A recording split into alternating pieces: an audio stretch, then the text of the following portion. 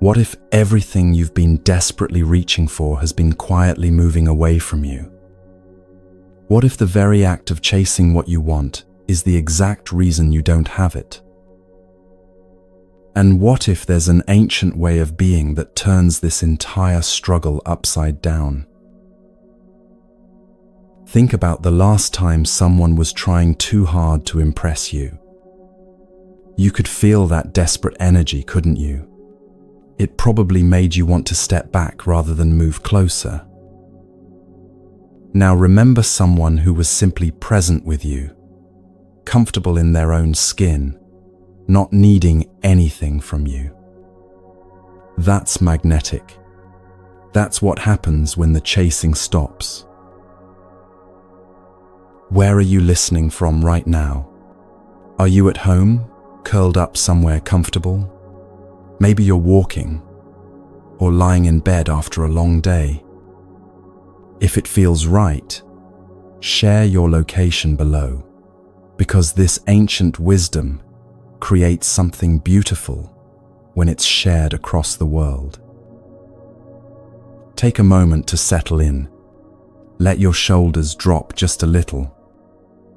There's nowhere else you need to be. The Buddha discovered something revolutionary 25 centuries ago. Your suffering doesn't come from what happens to you. It comes from how tightly you grip what you think should happen. Every time you chase a feeling, demand a particular outcome, or insist that someone behave a certain way, you create the very tension that pushes away what you're seeking. But here's where everything shifts.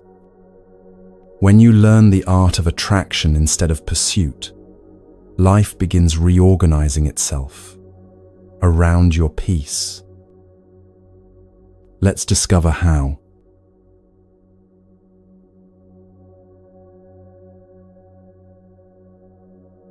Picture this scene for a moment. You're standing on a beach, holding fine sand in your cupped hands. The grains are cool and smooth against your skin.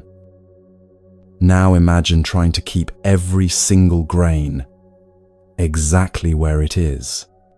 Your fingers tighten, your palms press together, your whole body tenses with the effort. What happens? The sand slips through the tiny spaces between your fingers, escaping faster the harder you squeeze. But now imagine holding that same sand with open, relaxed palms. Your hands are steady, but soft. The sand rests naturally in the curves of your hands. Some grains might drift away with the breeze, and that's perfectly fine. What remains settles comfortably, held not by force, but by the natural shape of your open hands. This is the secret the Buddha discovered under the Bodhi tree 2,500 years ago. Life flows most freely to us when we stop trying to control its every movement. Love deepens when we stop demanding it look a certain way. Peace arrives when we quit chasing after it so desperately. Happiness emerges when we're no longer forcing it to show up on our timeline. There's an ancient story about a Zen monk named Banzan who spent years meditating in monasteries, seeking enlightenment through countless hours of formal practice. One day, he was walking through a busy marketplace when he overheard a conversation between a butcher and his customer. The customer asked for the best piece of meat, and the butcher replied, "Everything in my shop is the best. There is nothing here that is not the best." In that moment, Banzan understood something profound. He had been searching everywhere for the best spiritual experience, the perfect moment of awakening. But every moment was already perfect, exactly as it was. His enlightenment didn't come from finding something new. It came from letting go of the idea that he needed to find anything at all. Think about your own life for a moment. Where are you gripping so tightly that your knuckles have turned white? Maybe it's a relationship where you keep trying to change the other person. Perhaps it's a job situation where you're fighting against circumstances beyond your control. Or it could be an image of how your life should look that you're clinging to, even though it's causing you daily stress. The Buddha had a word for this gripping. He called it tanha, which means thirst or craving. But this wasn't the healthy thirst your body feels when it needs water. This was the desperate, never satisfied thirst of always wanting things to be different than they are. The thirst that makes you believe happiness lives somewhere else, with someone else, at some other time. Here's what makes this discovery so profound. The Buddha realized that our suffering doesn't actually come from the circumstances of our lives. It comes from our relationship to those circumstances. Two people can experience the exact same situation: losing a job, ending a relationship, facing an illness, and have completely different levels of suffering based on how tightly they're gripping their expectations. When the Buddha spoke about the Four Noble Truths, he wasn't delivering cosmic judgments or universal laws carved in stone. He was offering a gentle diagnosis, like a skilled doctor who sees your pain clearly and wants to help you understand where it's really coming from. The first truth is simply this: suffering exists. Not because life is meaningless or cruel, but because suffering is woven into the fabric of human experience. You don't need to feel guilty about your pain or pretend it doesn't exist. The Buddha is saying, yes, this hurts, and that's completely understandable. The second truth goes deeper. Suffering has a cause. And that cause isn't your difficult boss, your stubborn partner, or your challenging circumstances. The cause is your attachment to how things should be. Every time you find yourself thinking, this shouldn't be happening, or they should act differently, or life should be easier, you're creating the very tension that hurts. But here's where hope enters the picture. The third truth is revolutionary. Suffering can end. Not because you'll finally get everything you want, but because you can learn to hold your desires differently. You can want things without needing them to happen exactly as you imagine. You can care deeply without drowning in attachment. The fourth truth is the practical part. There's a path to this freedom. It's not a mysterious, complicated journey available only to monks and mystics. It's a series of gentle practices that gradually teach you how to hold life with open hands. To understand how this works, the Buddha taught about the 5 aggregates, 5 different aspects of human experience that we often mistake for our true self. These are form, sensation, perception, mental formations, and consciousness. When you realize that you are not any of these parts in isolation, but something much more fluid and spacious, you begin to loosen your rigid identification with your thoughts and emotions. Your body changes constantly, from childhood to old age. Your sensations shift moment by moment. Your perceptions alter based on your mood, health, and circumstances. Your thoughts and mental patterns evolve throughout your life. Even your consciousness moves through different states: waking, dreaming, deep sleep. So who are you really beneath all these changing elements? You are the aware space in which all these experiences arise and pass away. You are not your achievements or your failures, not your anxious thoughts or your moments of joy. You are something much more vast and unchanging, the witness of all these temporary experiences. There's a beautiful story about a Zen master named Ryokan, who lived simply in a small hut on a mountain.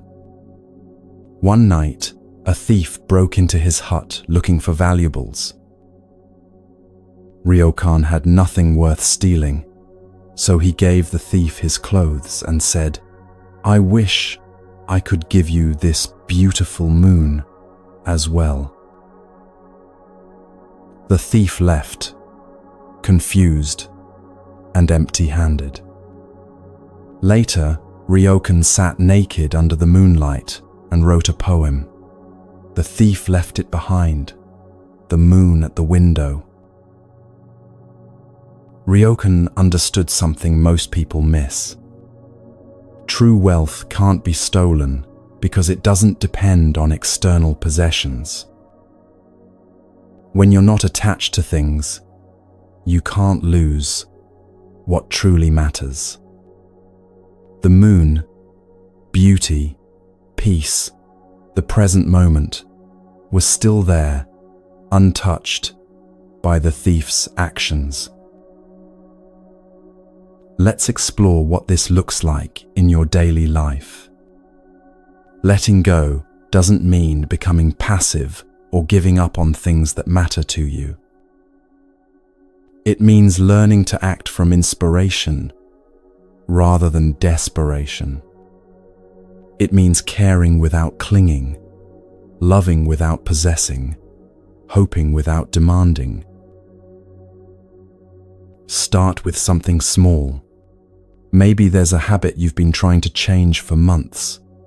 Perhaps you want to exercise more, eat healthier, or wake up earlier. Notice how much mental energy you've been spending on fighting with yourself about this. Now try a different approach. Instead of forcing the change, create gentle conditions that make the new habit more likely to happen naturally. If you want to exercise more, don't set impossible goals that guarantee failure. Instead, put your workout clothes by your bed the night before. Lower the barrier instead of raising your willpower. If you want to eat healthier, don't shame yourself for your food choices. Simply place a bowl of fruit where you'll see it when you're hungry. Create conditions for what you want rather than forcing what you want. The same principle applies to relationships. Think about someone in your life who frustrates you regularly. Maybe they're always late, or they interrupt when you're speaking, or they don't show affection the way you prefer. Notice how much energy you spend trying to change them through hints, complaints, or silent resentment? What would happen if you stopped trying to change them and started accepting them exactly as they are? This doesn't mean tolerating disrespect or abandoning your boundaries. It means releasing the exhausting project of trying to remake another human being according to your preferences. Often, when you stop pushing against someone, they naturally begin moving toward you. There's a lesser-known story about Master Linji, who was once asked by a student about the meaning of Zen during a time of great chaos in the kingdom. Bandits were roaming the countryside, and people were fleeing their homes in terror. The student asked, "Master, in such terrible times, how can we find peace?" Master Linji pointed to a blind donkey grazing peacefully in a field nearby and said, "Look at that donkey. It doesn't know these are terrible times, so it continues to eat grass and be content. The chaos exists, but the donkey's peace also exists. Which reality will you choose to live in?" The master wasn't suggesting ignorance or denial of real problems. He was pointing to something deeper, that even in the midst of external chaos, inner peace remains available. Your circumstances don't determine your experience as much as your relationship to those circumstances does. The blind donkey couldn't see the chaos, but you can choose not to be consumed by it. This story teaches us that our judgments about situations often create more suffering than the situations themselves. When you label something as terrible or wonderful, you're creating an emotional charge that may not serve you. What if you could respond to challenges with the same equanimity as the donkey, not from blindness, but from a deeper understanding that your peace doesn't depend on external circumstances? Here's a practical exercise you can do right now. It's called the emotional inventory, and it takes just 5 minutes. Take a piece of paper or open a note on your phone. Write down 3 things you're currently holding on to tightly, 3 sources of stress or frustration in your life. For each one, ask yourself these questions. Why am I gripping this so tightly? What do I think will happen if I let go? What part of me is resisting the idea of releasing this? Just the act of putting these thoughts into words begins to loosen their hold on you. You might write something like, "I'm holding on to anger at my coworker because they got the promotion I wanted. Why am I gripping this? Because I feel it's unfair. What will happen if I let go? I'm afraid people will think I don't care about my career. What part of me resists letting go? The part that wants to be seen as successful and valuable." Now you can see the real issue isn't your coworker or the promotion. It's your attachment to being perceived in a certain way. That's something you can work with, something you can gradually release without giving up your ambition or self-respect. Try this letting go meditation. Sit comfortably and close your eyes. Take 3 deep breaths, feeling your body settle with each exhale. Now imagine you're carrying a heavy backpack filled with all your worries, resentments, and attachments. Feel the weight of it on your shoulders. With each exhale, imagine setting this backpack down on the ground next to you. You're not throwing it away. It's still there, if you need it. But for now, you're choosing not to carry it. Notice how your body feels lighter, how your breathing deepens, how your mind becomes more spacious. Some thoughts might arise like, "But I need to worry about this," or "I can't just let go of something so important." Gently acknowledge these thoughts and return to the image of the backpack resting safely beside you. You're not abandoning your responsibilities. You're approaching them from a place of clarity rather than anxiety. There's another beautiful story about an old temple where a monk was tasked with carrying water from the well to the kitchen every day. He used 2 large pots suspended from either end of a wooden pole across his shoulders. One pot was perfect and held water beautifully, but the other had a crack that leaked water throughout the entire journey. After many months, the cracked pot spoke to the monk and said, "I am ashamed. Every day I lose half the water you carry, making your work twice as hard." The monk smiled and said, "Tomorrow, pay attention to the path as we walk." The next day, as they walked from the well to the temple, the cracked pot noticed something it had never seen before. On its side of the path, beautiful wildflowers bloomed everywhere, while the other side remained barren.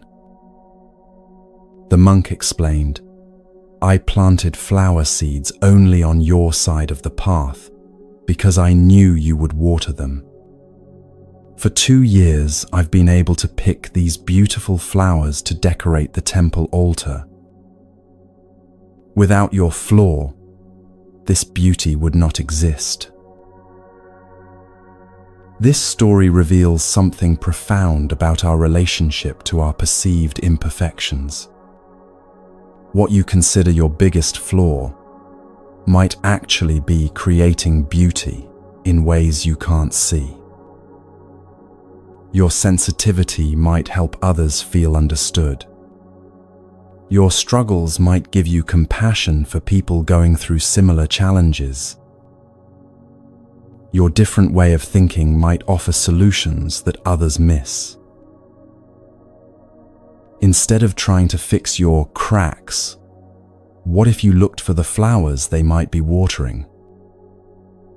Instead of hiding your imperfections, what if you trusted that they might serve a purpose you haven't discovered yet?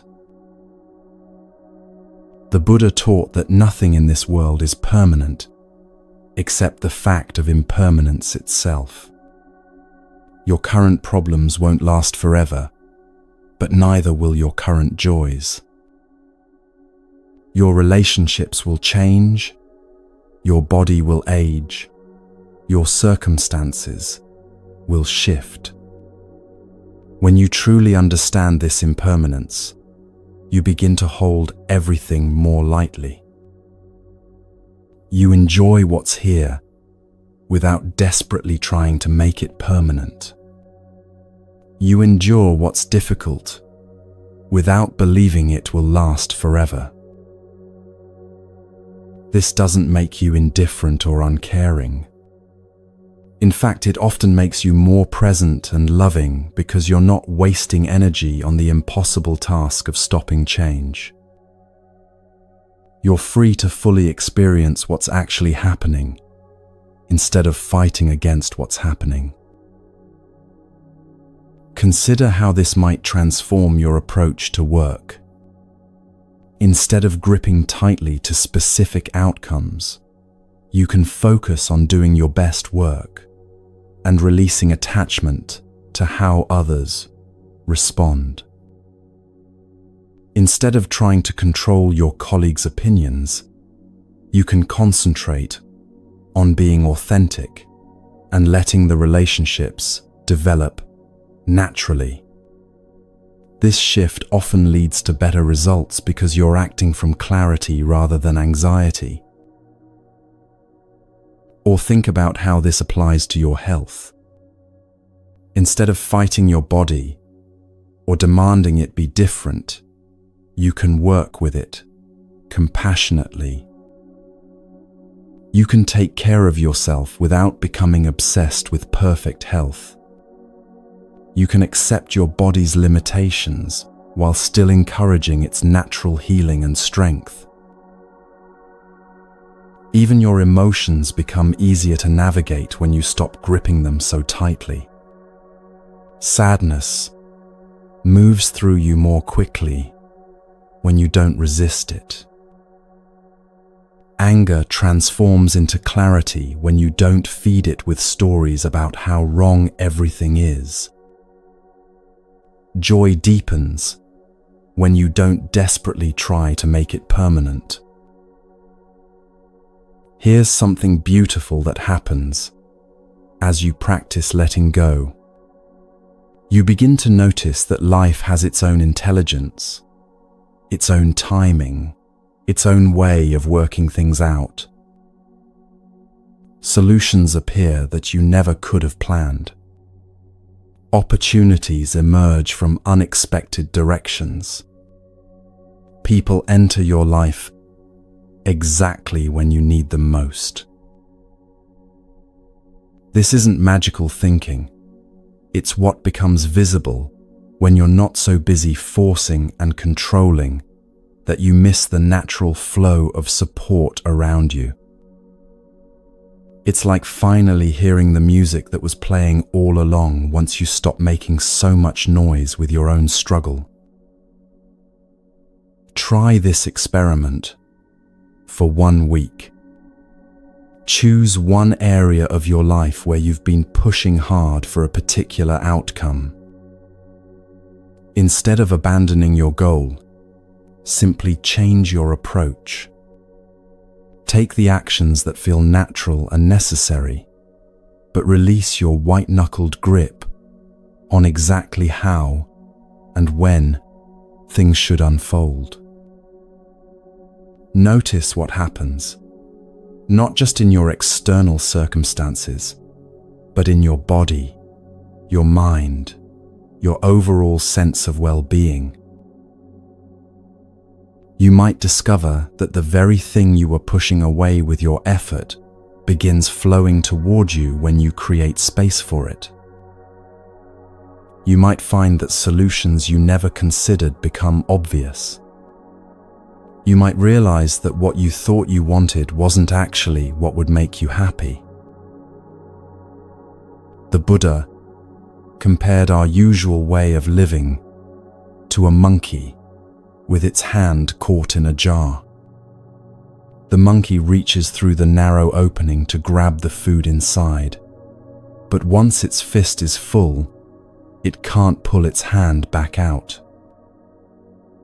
The monkey could easily free itself by letting go of what it's grasping, but it's so focused on the food that it doesn't see the obvious solution. How many jars do you have your hand caught in right now? How many things are you grasping so tightly that you've trapped yourself? The freedom you're seeking might be as simple as opening your fist. But letting go is just the beginning of something even more beautiful. When you create space, by releasing what no longer serves you, that space doesn't stay empty. It becomes filled with presence, with awareness, with a different quality of aliveness. And this brings us to one of the most practical and transformative aspects of Buddhist wisdom: learning to train your mind like you would train your body, but with infinite gentleness and patience.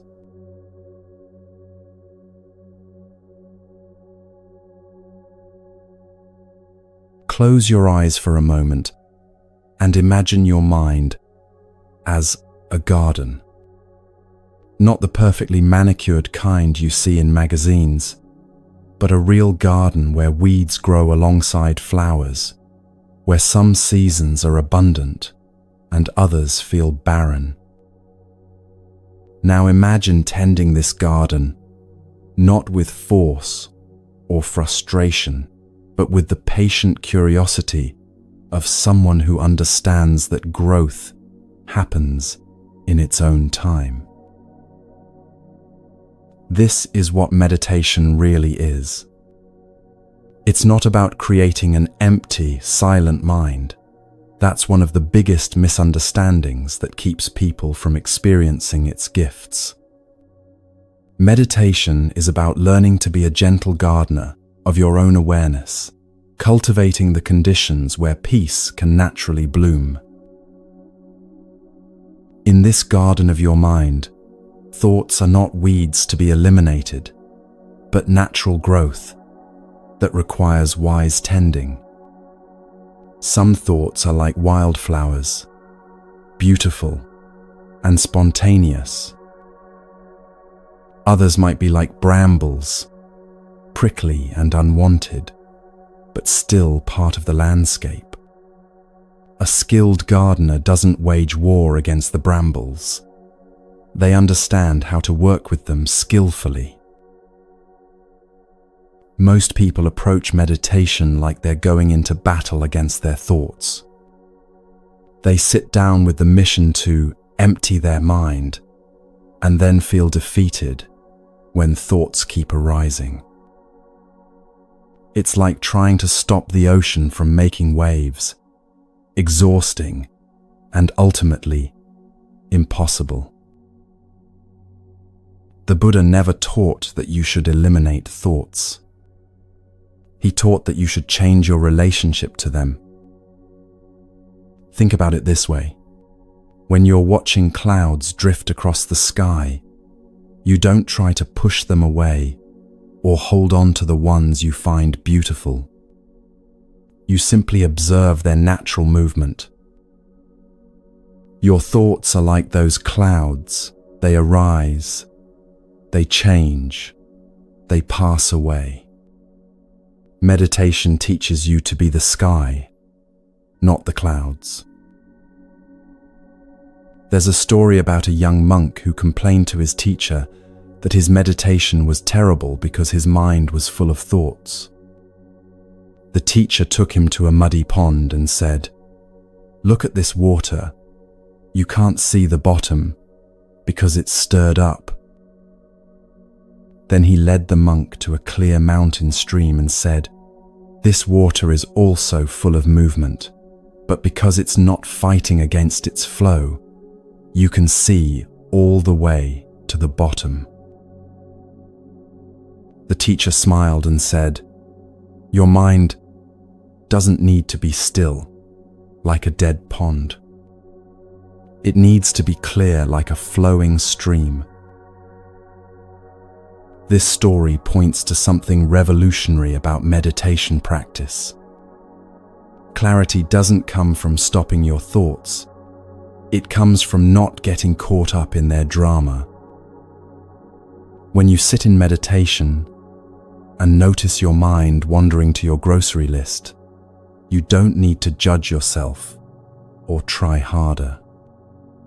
You simply notice, "Oh, there's planning happening," and gently return your attention to your breath. It's like training a puppy, firm but kind, consistent but not harsh. The Buddha taught two main types of meditation that work together like old friends. The first is called shamatha, which means peaceful abiding or calm mental staying. This practice trains your mind to rest on a single object, usually your breath, and to return there each time it wanders. Shamatha is like strengthening your mental muscles.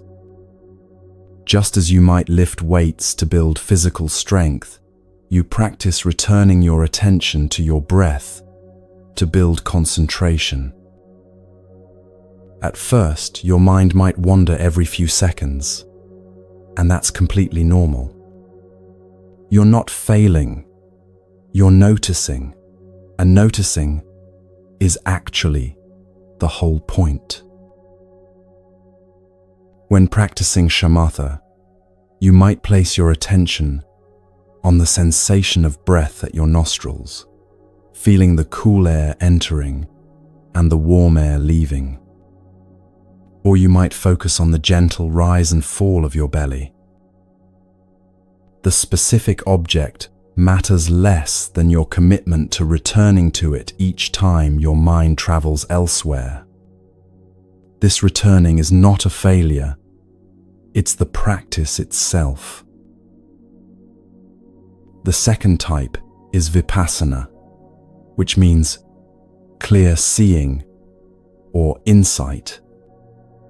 While shamatha teaches you to focus, vipassana teaches you to observe. Instead of concentrating on one thing, you open your awareness to notice whatever arises: thoughts, emotions, sensations, without getting involved in their stories. Vipassana is like becoming a scientist of your own experience. You might notice, there's anxiety in my chest, or there's a story about what I should have said yesterday, or there's tension in my shoulders.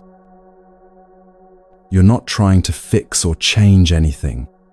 You're simply gathering data about how your mind and body actually work.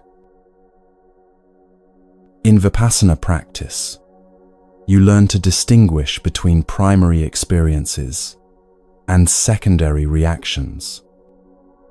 The primary experience might be a physical sensation of tightness in your chest. The secondary reaction is the story you tell yourself about that sensation. This means I'm having a panic attack, or I must be dying. Through practice, you learn to stay with the primary experience without getting swept away by the secondary stories. Here's what makes this so powerful. Most of the time, you're completely identified with your thoughts and emotions. When anxiety arises, you become anxious. When anger appears, you become angry.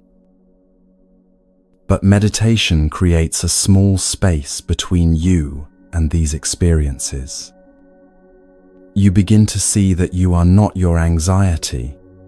You are the one who notices anxiety. You are not your anger. You are the awareness in which anger appears and disappears. This shift changes everything. When you can observe your emotions without being overwhelmed by them, you naturally start responding to life from a place of choice rather than reaction.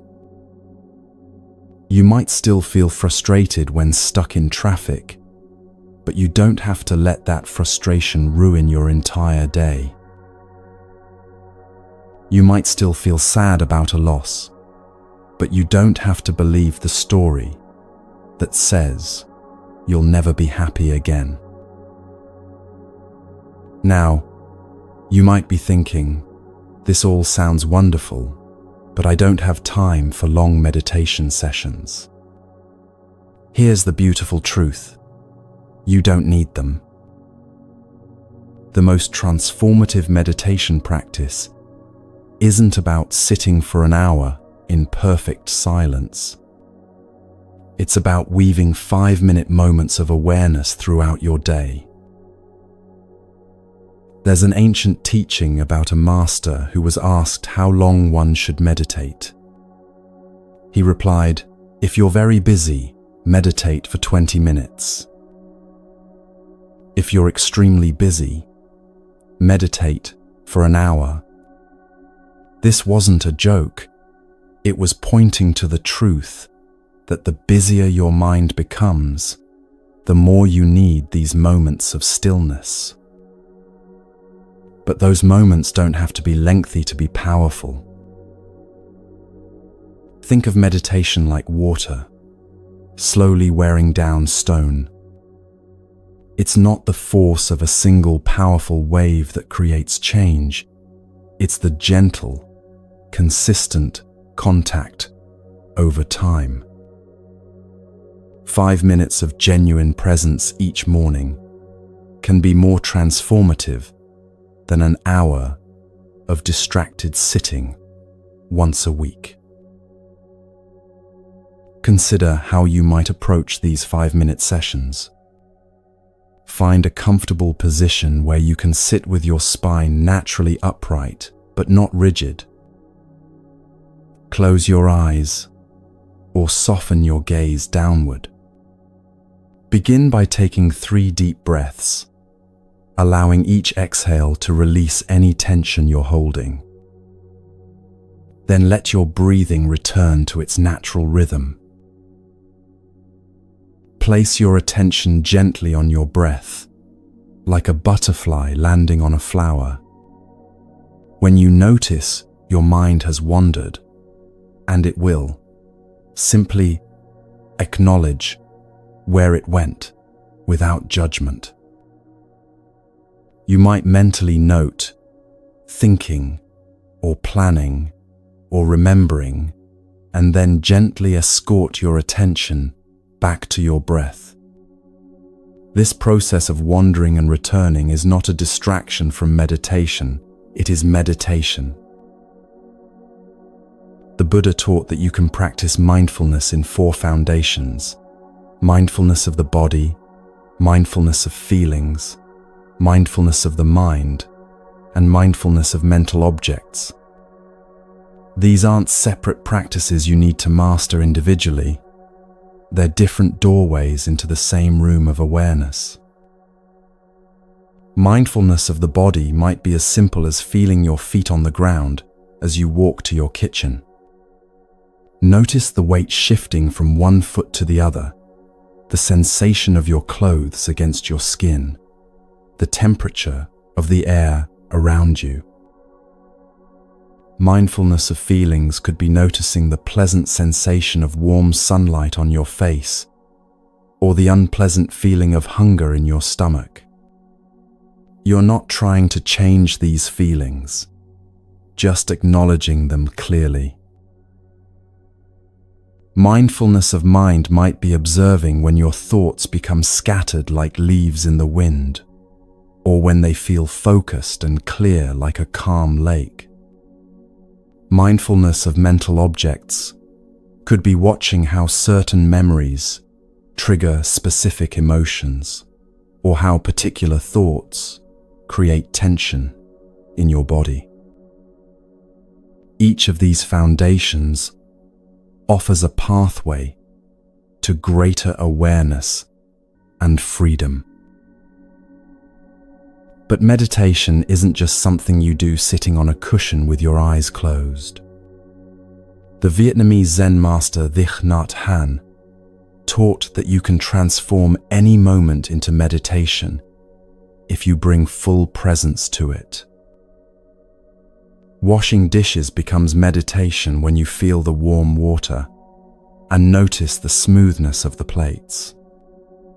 Walking becomes meditation when you feel each step connecting with the ground.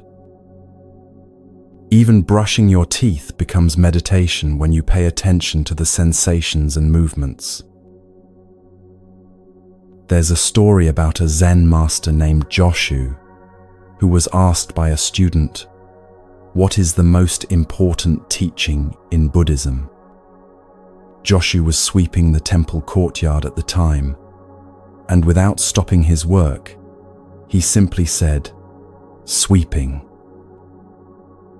The confused student pressed further, "But master, surely there must be something more profound than sweeping." Joshu paused, looked directly at the student, and said, "Then you haven't understood sweeping." This story reveals something profound about the nature of awakened awareness. Enlightenment isn't found in extraordinary experiences or mystical states.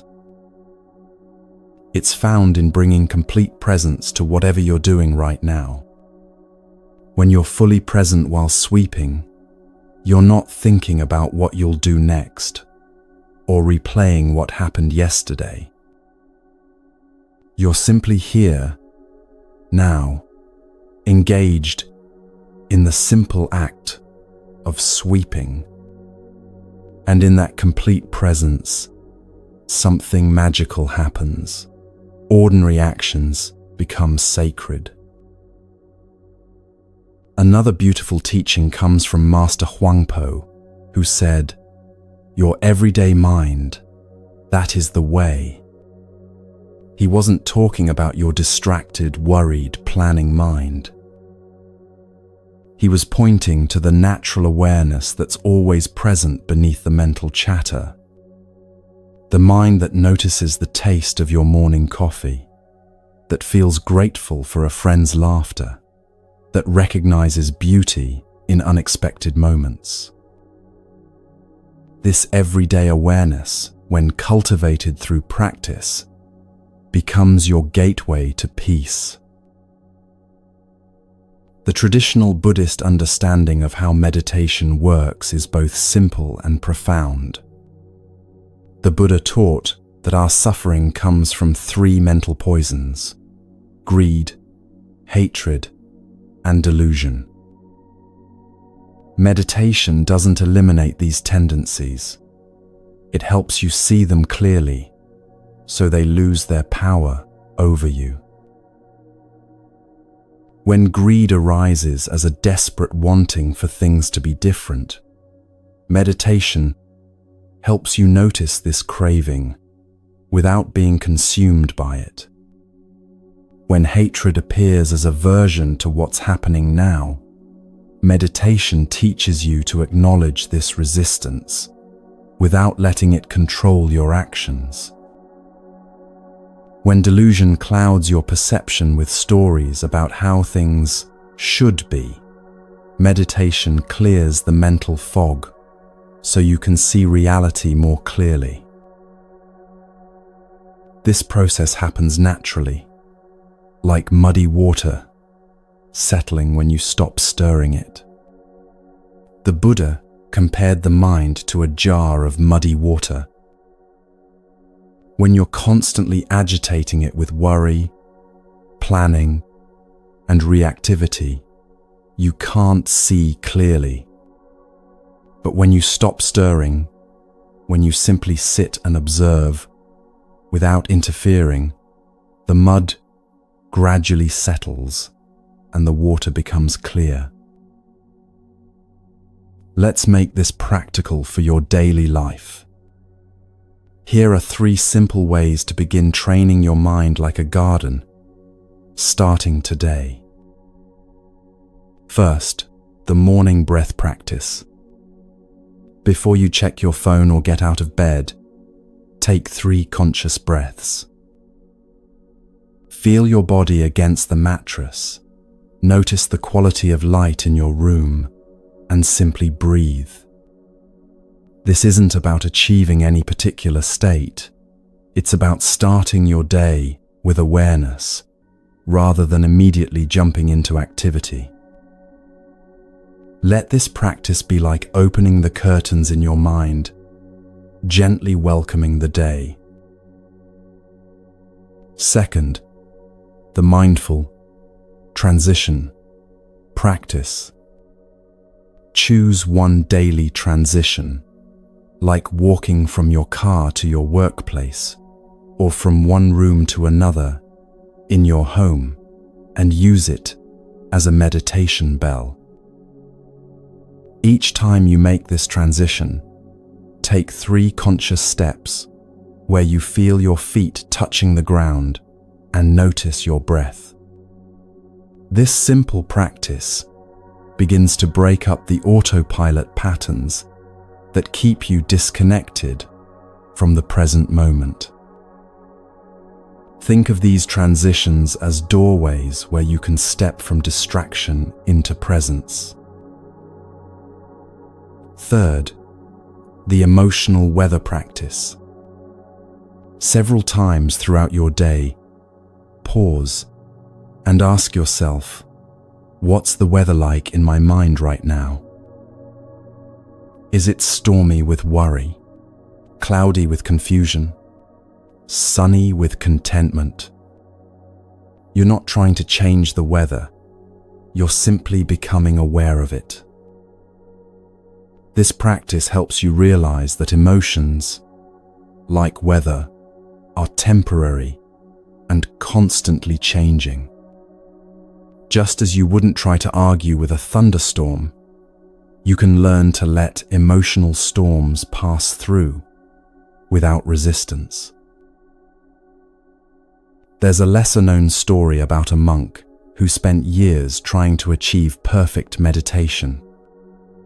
He would sit for hours, fighting with his thoughts and becoming frustrated when his mind wandered. One day, exhausted from his efforts, he simply gave up trying to meditate correctly and just sat quietly, allowing whatever arose to be there. In that moment of surrender, he noticed something he had missed in all his striving. The birds were singing outside the meditation hall, the wind was rustling through the trees, and his breath was flowing naturally, without any effort on his part. He realized that meditation wasn't something he needed to create or achieve. It was something that was always happening, waiting for him to notice. This story points to one of the most liberating aspects of meditation practice. You're not trying to create a special state or have profound experiences. You're simply learning to recognize and rest in the natural peace that's always available beneath the surface of your busy mind. The 8th century Buddhist master Shantideva wrote, "If you want to know your mind, sit down and observe it." This simple instruction contains everything you need to know about meditation. You don't need special techniques, expensive equipment, or years of training.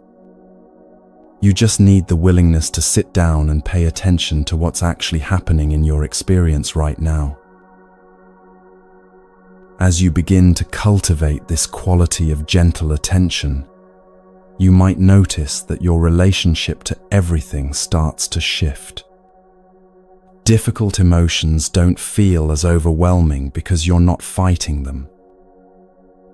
Pleasant experiences become richer because you're fully present for them. Everyday activities become more satisfying because you're actually there while they're happening. Food tastes better when you're not eating while scrolling through your phone. Conversations become more meaningful when you're truly listening instead of planning what to say next. The Buddha taught that meditation is like polishing a mirror. You're not trying to create something new. You're simply removing the dust that's been accumulating on the surface. Beneath all the mental chatter and emotional reactivity, your natural clarity and peace are already there, waiting to be revealed. Remember, you don't need to be perfect at this. There's no such thing as a bad meditation session. Every time you notice your mind has wandered and gently bring your attention back, you're strengthening your capacity for awareness. Every moment of presence, no matter how brief, is a victory worth celebrating. As your mind settles, something magical happens to how you see and experience the world around you. Colors seem more vivid, sounds become more clear, and you begin to notice beauty in places you never looked before. This isn't because the world has changed. It's because you're finally awake enough to see what was always there.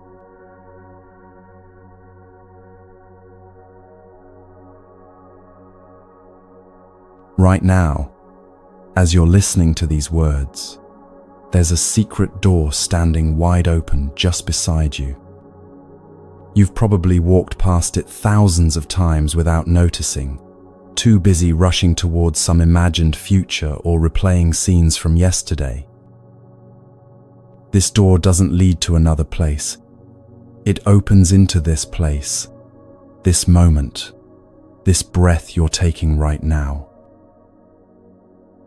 And the extraordinary thing about this door is that it's always available, always unlocked, always welcoming you home to yourself. Most of us spend our days like sleepwalkers, moving through routines we barely register. You brush your teeth while mentally reviewing your schedule. You eat breakfast while scrolling through your phone. You drive to work replaying yesterday's conversation or rehearsing tonight's difficult discussion. You're physically present, but mentally absent, like an actor performing in a play while thinking about something completely different. This autopilot existence isn't a character flaw or a modern disease. It's a natural function of the human mind, which evolved to solve problems and plan for the future. But when this survival mechanism becomes your default way of being, you miss the very life you're trying to protect and improve. You become like someone frantically searching for their glasses while wearing them, looking everywhere except the one place they actually are. Consider how many moments you've missed while your mind was elsewhere. How many sunsets passed unnoticed while you worried about tomorrow's meeting? How many conversations with loved ones became background noise to your internal commentary? How many meals were consumed without tasting? How many walks taken without feeling your feet touch the earth? This isn't about guilt or regret. It's about recognizing the invitation that's always available to return. The Buddha taught that this unconscious living is one of the deepest forms of suffering. Not because it's dramatic or painful, but because it's so subtle, you don't even realize what you're missing. You might have a perfectly fine day and still feel empty at the end of it, wondering where the hours went and why nothing felt quite real. It's like living your entire life watching a movie of your experience instead of actually having the experience. There's a story about a Zen student who complained to his master that meditation was boring. "All I do is sit and breathe," he said. "Where is the enlightenment you promised?" The master handed him a cup of tea and said, "Drink this. The student drank quickly and set the cup down. "What did it taste like?" asked the master. The student paused, realizing he had no idea. He had been so focused on finishing the task that he never actually tasted the tea.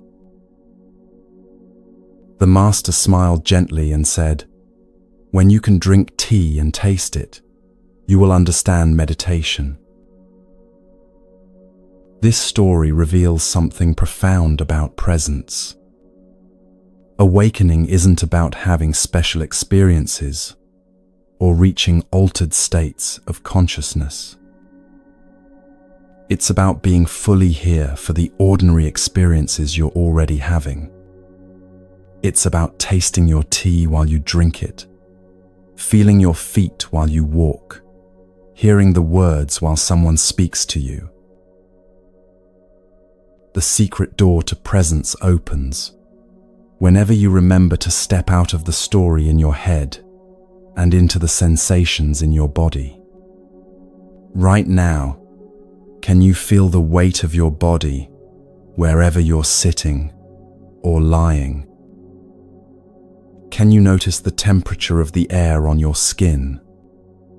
Can you hear the sounds around you, perhaps traffic in the distance or the hum of an appliance? These simple sensations are happening right now, regardless of whatever drama your mind might be spinning. Your body is always in the present moment. It has no choice in the matter. It can't be anywhere else, can't experience anything else, can't worry about tomorrow or regret yesterday. When you anchor your attention in bodily sensation, you immediately step out of time travel and into the eternal now. 2.0. This is why the breath is such a powerful meditation object. It's always happening here, always happening now. When you pay attention to what's actually happening, instead of what you're thinking about what's happening, something magical occurs. The simplest activities become sources of wonder. Washing dishes transforms from a chore into a meditation when you feel the warm water flowing over your hands. Notice the rainbow bubbles forming and popping. Hear the gentle clink of plates against each other. Suddenly, you're not washing dishes to get them done. You're washing dishes to wash dishes. Take the simple act of making your bed in the morning. Usually, this might be done hurriedly, your mind already racing toward the day's first meeting or obligation.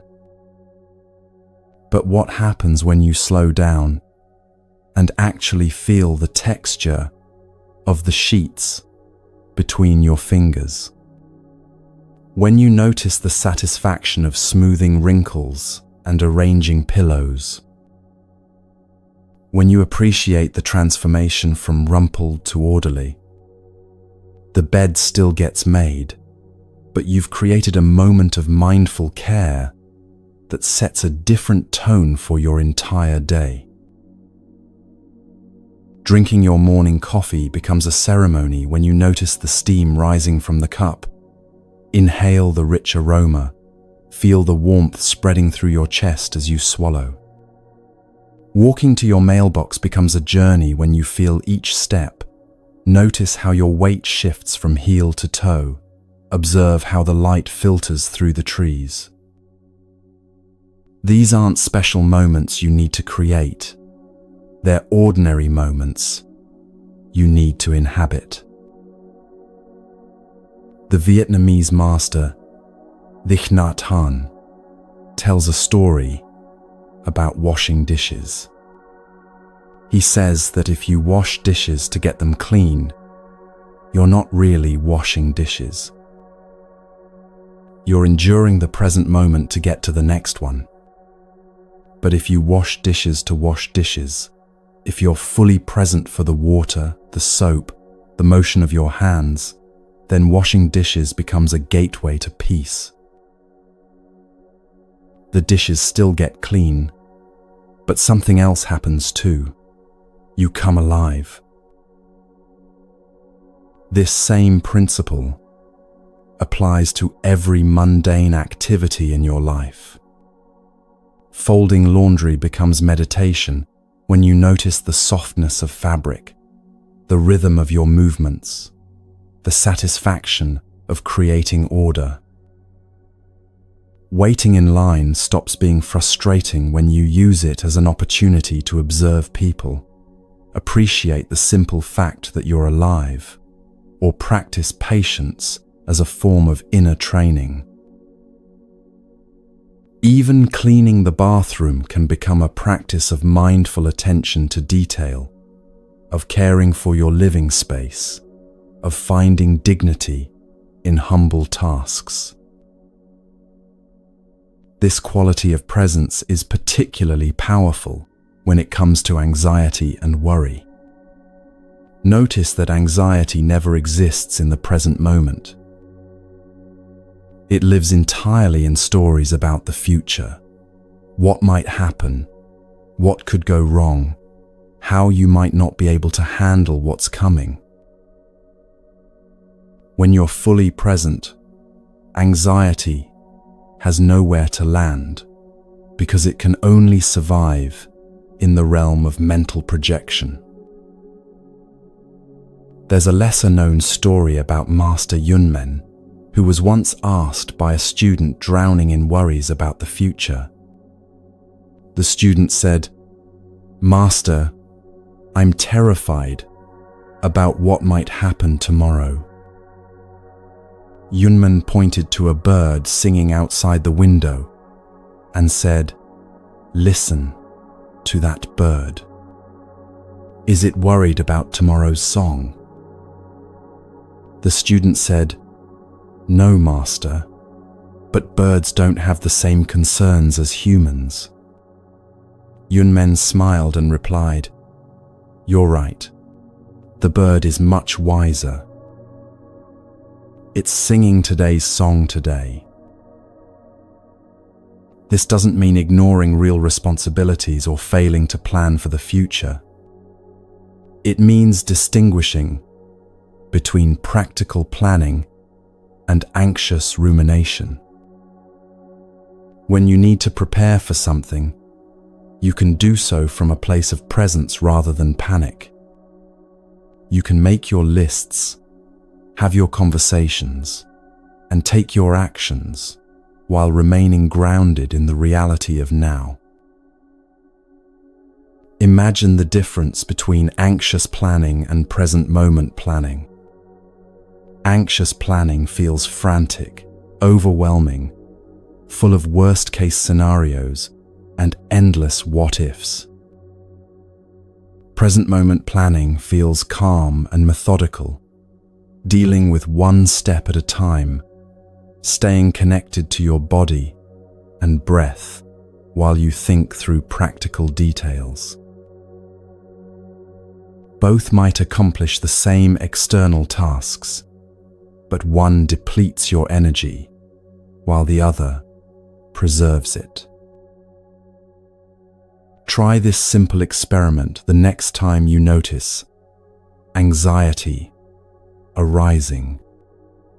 Instead of fighting the worried thoughts or trying to solve the imagined problems, bring your attention to your body. Feel your feet on the ground. Notice your breathing. Sense the space around you. Anxiety is a mental storm, but your body is always here, always present, always available, as an anchor. When you ground yourself in physical sensation, the storm can rage without sweeping you away. You might notice that anxiety often creates physical tension, tight shoulders, clenched jaw, shallow breathing. Instead of trying to think your way out of anxiety, try breathing your way through it. Take slow, deep breaths and consciously relax the areas of tension with each exhale. This isn't about eliminating anxiety entirely. It's about staying present, even when anxiety is visiting. This practice of presence transforms every relationship in your life, starting with the relationship you have with yourself. When you're truly present, you stop being your own worst critic and become your own compassionate witness. Instead of judging your thoughts and emotions, you simply notice them with the same curiosity you might have for clouds passing through the sky. But perhaps the most profound transformation happens in how you connect with other people. Think about the last time someone gave you their complete attention. No phone, no distraction, no part of their mind elsewhere. It probably felt like a rare gift, didn't it? That's because most of us have forgotten how to be fully present with each other. When you're truly present with someone, you're not listening for your turn to speak or planning what advice to give. You're not comparing their story to your own or judging whether their feelings are reasonable. You're simply there, open and available, creating a space where they can be themselves without performance or pretense. This kind of presence is so rare that people often can't name what's different about the interaction, but they walk away, feeling heard, seen, and somehow lighter. You haven't necessarily said anything profound or offered brilliant solutions. You've simply given them the gift of your undivided attention, and that attention itself becomes healing. There's a beautiful teaching story about a woman who visited a wise hermit seeking advice about her troubled marriage. She spent an hour describing all the ways her husband disappointed her, expecting the hermit to offer strategies for changing him. Instead, the hermit listened in complete silence, never once looking away or showing signs of distraction. When she finished speaking, he simply said, "Thank you for trusting me with your pain." The woman left without any advice, but she felt more peaceful than she had in months. Later, she realized that the hermit had shown her what she had been craving all along, not solutions, but presence. Children naturally understand this quality of presence because they haven't yet learned to live anywhere but right here, right now. Watch a child playing with blocks or drawing with crayons. They're not thinking about what they'll do next or how their creation compares to others. They're completely absorbed in the colors, the textures, the simple joy of creation. This is your natural state too, buried beneath years of conditioning that taught you to live in your head instead of your life. The Buddha often compared awakening to turning on a light in a dark room.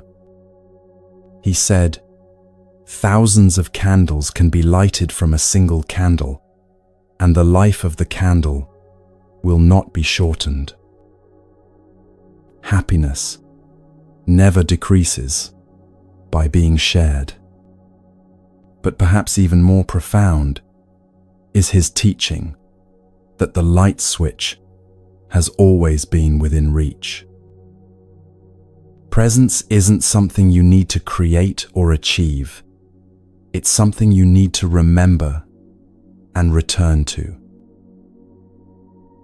When you flip that inner light switch through present moment awareness, you don't change what's in the room of your life. The same furniture is there, the same challenges and joys, the same relationships and responsibilities.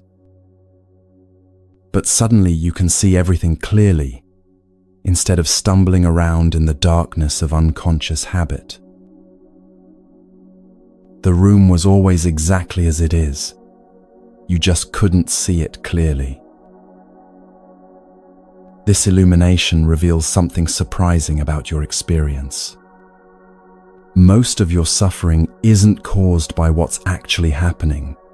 It's caused by your resistance to what's happening. When you're present, you can respond to reality as it is, rather than fighting with your ideas about how it should be. This doesn't make you passive or resigned. It makes you available to work skillfully with whatever life presents. Let's make this practical with 3 simple ways to cultivate presence throughout your day. These aren't additional tasks to add to your already full schedule. They're ways of doing what you're already doing with greater awareness. First, the red light practice. Every time you encounter a red light while driving, instead of feeling frustrated about the delay, use it as a mindfulness bell.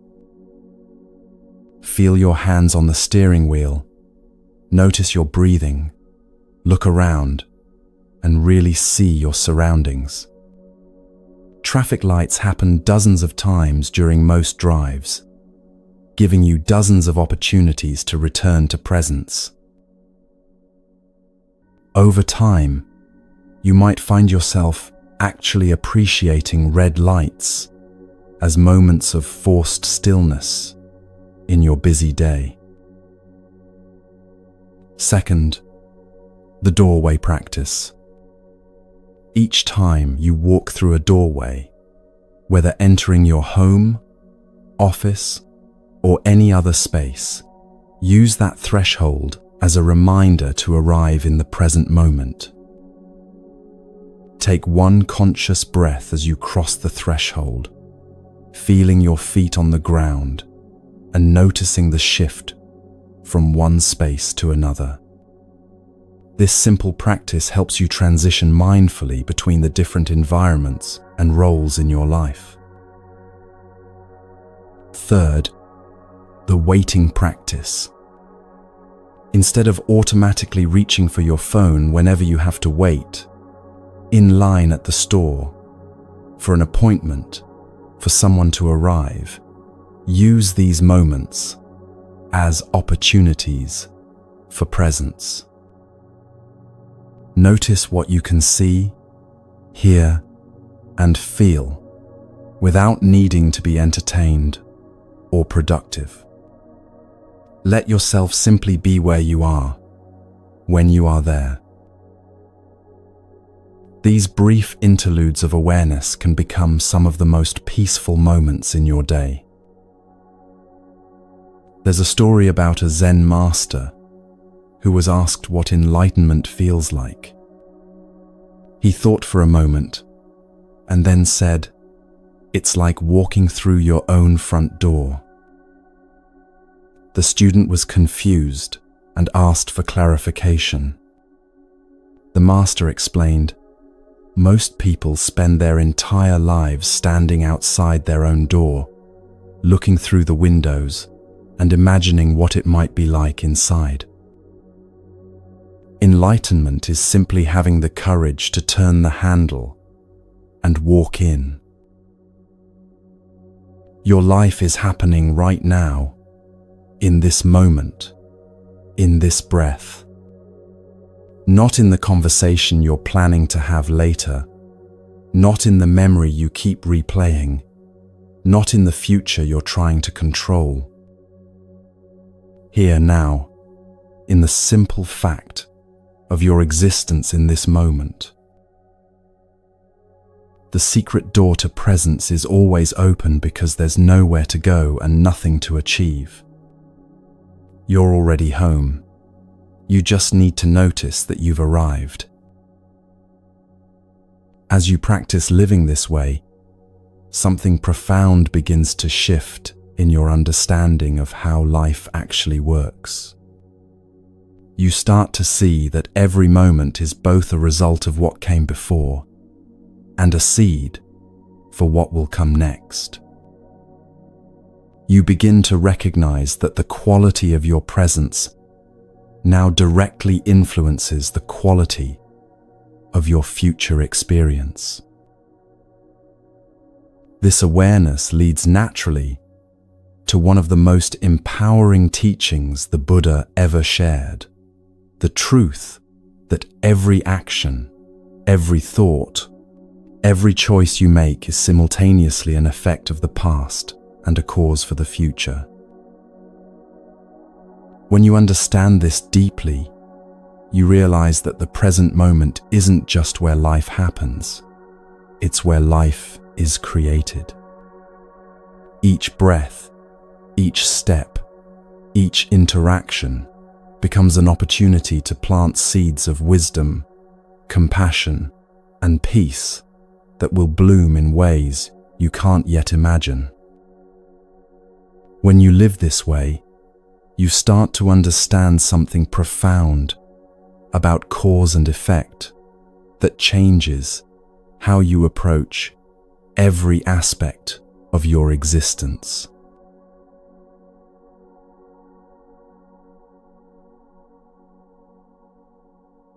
Imagine for a moment that your life is a vast garden, and every action you take, every word you speak, every thought you entertain, every choice you make, is a seed you're planting in the soil of tomorrow. Some seeds will sprout quickly, showing their fruits within days or weeks. Others lie dormant for seasons, even years, before they finally break through the earth and reveal what you've been cultivating. This is the true meaning of karma, not a cosmic judge keeping score of your good and bad deeds, but the natural law of cause and effect playing out through your conscious choices. The word karma has been so misunderstood in popular culture that many people think of it as a form of divine punishment or reward. That's your karma, someone might say, when misfortune strikes, as if the universe were settling some cosmic debt. But the Buddha's teaching about karma is far more gentle and empowering than this harsh interpretation suggests. Karma simply means action in Sanskrit, and the law of karma is nothing more mysterious than recognizing that actions have consequences. When you plant an apple seed, you don't get oranges. When you water a plant with care, it grows stronger. When you neglect it, it withers.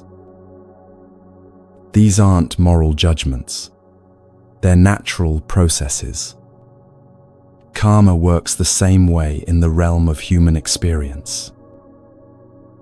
Actions rooted in kindness tend to create more kindness in the world. Actions born from anger tend to generate more conflict. This isn't because the universe is keeping score, but because that's simply how energy moves through human relationships and circumstances. Think of karma as the soil condition of your life's garden. Just as a gardener pays attention to soil pH, moisture levels, and nutrient content, you can learn to notice the quality of intention and attention you bring to your daily actions. Rich, well-tended soil produces abundant harvest. Depleted, toxic soil struggles to support healthy growth. Your consciousness is that soil, and your awareness is what allows you to tend it skillfully. What makes this understanding so liberating is that it puts the power entirely in your hands. You're not a victim of random fate or divine whim. You're not powerless against the circumstances of your life. Every moment, you're actively participating in creating your future experience through the quality of attention and intention you bring to your actions. The Buddha taught that we create karma through 3 doors: the door of the body, the door of speech, and the door of the mind. These aren't separate systems but interconnected gateways through which your inner life becomes your outer experience. Understanding how these doors work gives you practical tools for cultivating the kind of life you actually want to live. The door of the body includes every physical action you take, from how you move through space to how you touch others, from your posture to your gestures. Your body is constantly communicating, and these communications have consequences. When you move through the world with gentleness, others sense that gentleness and often respond in kind. When you carry yourself with confidence but not arrogance, people are naturally drawn to that balanced energy. Consider how you walk into a room. Are you rushing in with scattered energy, checking your phone, barely acknowledging the people already there? Or do you enter with presence, making eye contact, perhaps offering a genuine smile? These might seem like small differences, but they create entirely different atmospheres and invite completely different responses from others. Even something as simple as how you close a door creates karma. Do you let it slam behind you, creating a jarring sound that disrupts others? Or do you close it mindfully, with consideration for the people nearby? How you handle objects, whether you set things down gently or drop them carelessly, reflects your internal state and influences the energy around you. There's a story about a Zen master named Ikkyu, who was known for his unconventional behavior. One day, he entered a temple where he wasn't recognized, dressed in simple traveling clothes. The monks paid him little attention and seated him in the back during the meal. Ikkyu said nothing, ate quietly, and left. The next day, he returned wearing his formal robes as a renowned master, and the same monks rushed to honor him with the best seat and finest food. Ikkyu began serving the food to his sleeves, saying, "Eat, sleeves, since it was the robes that brought you honor, not the person wearing them." Then he quietly left again. This story reveals how our external actions, including how we present ourselves, create specific consequences. The monk's behavior toward the robes versus the person generated very different karma for their community. Ikkyu's gentle but clear demonstration planted seeds of awareness that likely influenced how those monks treated future visitors. The door of speech is perhaps the most immediate creator of karma in our daily lives. Every word you speak is a seed that will grow in the consciousness of whoever hears it. Words of encouragement can literally change the course of someone's day, or even their life. Words of criticism or complaint can poison the atmosphere of an entire household or workplace. But speech karma isn't just about the content of your words. It's also about their tone, timing, and intention. The same factual information can be delivered as an attack or as a gift of awareness. "You're always late" creates very different karma than "I was worried" when you didn't arrive at our planned time. Both communicate the same basic information, but one plants seeds of defensiveness while the other plants seeds of consideration.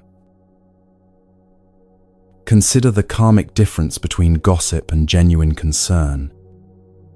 When you speak about someone's difficulties with curiosity or judgment, you're planting seeds of divisiveness and mistrust.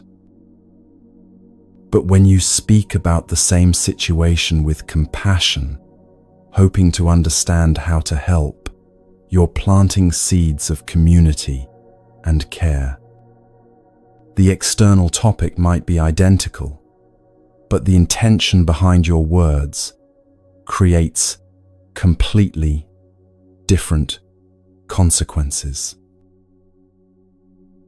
Even your internal speech, the constant stream of thoughts and mental commentary, creates karma. The Buddha taught that thoughts are the forerunners of all actions. What you think repeatedly becomes the blueprint for what you speak and do. If your mind is constantly rehearsing judgments and complaints, those patterns will eventually emerge in your words and actions. If you cultivate thoughts of gratitude and kindness, those qualities will naturally flow into your interactions with others. This is where the door of the mind becomes crucial for conscious karma creation. Your mental habits are like the soil condition in your karmic garden.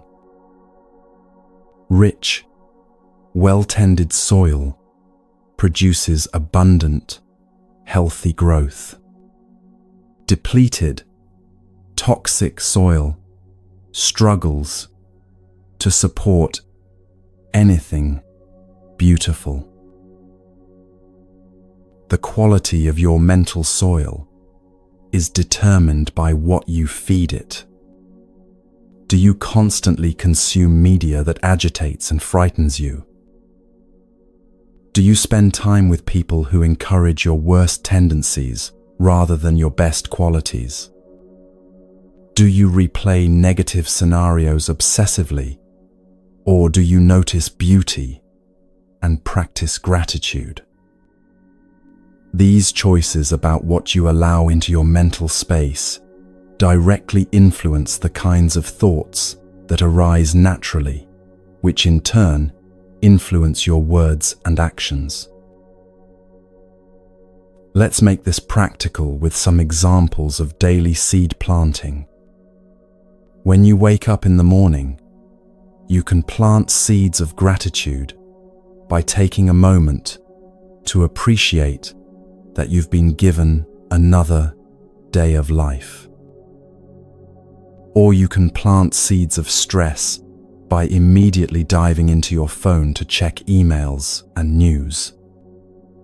Both choices create momentum that influences how the rest of your day unfolds. When someone cuts you off in traffic, you can plant seeds of anger by cursing and letting road rage consume you. Or you can plant seeds of compassion by considering that they might be rushing to the hospital or dealing with their own crisis. The external situation is the same, but your response determines what grows in your internal landscape and how you'll interact with the next person you encounter. When a co-worker takes credit for your idea, you can plant seeds of resentment by complaining to everyone who will listen. Or you can plant seeds of wisdom by using the experience to learn about workplace dynamics and your own boundaries. You might even plant seeds of generosity by allowing them to have the credit while quietly continuing to contribute your best work. Consider how you respond to small disappointments throughout your day. When your coffee shop is out of your favorite drink, when your train is delayed, when technology doesn't work as expected. These minor frustrations are perfect opportunities to practice planting seeds of patience and flexibility, rather than irritation and complaint. The cumulative effect of handling small challenges with grace creates a completely different quality of life than constantly fighting against minor inconveniences. These aren't suggestions to become a doormat or to suppress authentic emotions. If someone consistently takes advantage of you, setting clear boundaries is its own form of skillful karma creation. The key is responding from awareness rather than reacting from unconscious patterns. Here's one of the most liberating aspects of understanding karma. You're not trapped by your past actions. Yes, some consequences of previous choices are still unfolding. You can't undo everything you've done or said. But every moment offers a fresh opportunity to plant new seeds. The Buddha taught that the present moment is the only place where transformation is possible. If you've been planting seeds of impatience for years, you don't have to wait for some cosmic deadline to change your patterns. You can begin cultivating patience right now, in this conversation, with this challenge, through this breath. If you've been unconsciously planting seeds of criticism and complaint, you can start noticing what's actually working in your life and expressing appreciation for it. There's a beautiful story about a woman who visited the Buddha, distraught about her past mistakes. She had spoken harshly to her children, been unfaithful to her husband, and treated her parents with disrespect. "I've created so much bad karma," she wept. "Is there any hope for me?" The Buddha picked up 2 cups of water, one muddy, one clear. He slowly poured the clear water into the muddy cup, and gradually the water became cleaner and cleaner. "Your past actions are like this muddy water," he said gently. "But every moment of mindful, loving action is like adding clear water. Keep adding clear water, and soon the muddy water becomes clear." This metaphor reveals something profound about how karma actually works. You don't have to achieve perfect purity before you can begin creating positive consequences. Every small choice toward kindness, awareness, and wisdom immediately begins shifting the overall quality of your life's trajectory. Breaking unconscious patterns is one of the most powerful ways to work with karma consciously. Most of our reactive patterns were formed when we were very young and had limited tools for dealing with challenging emotions or situations.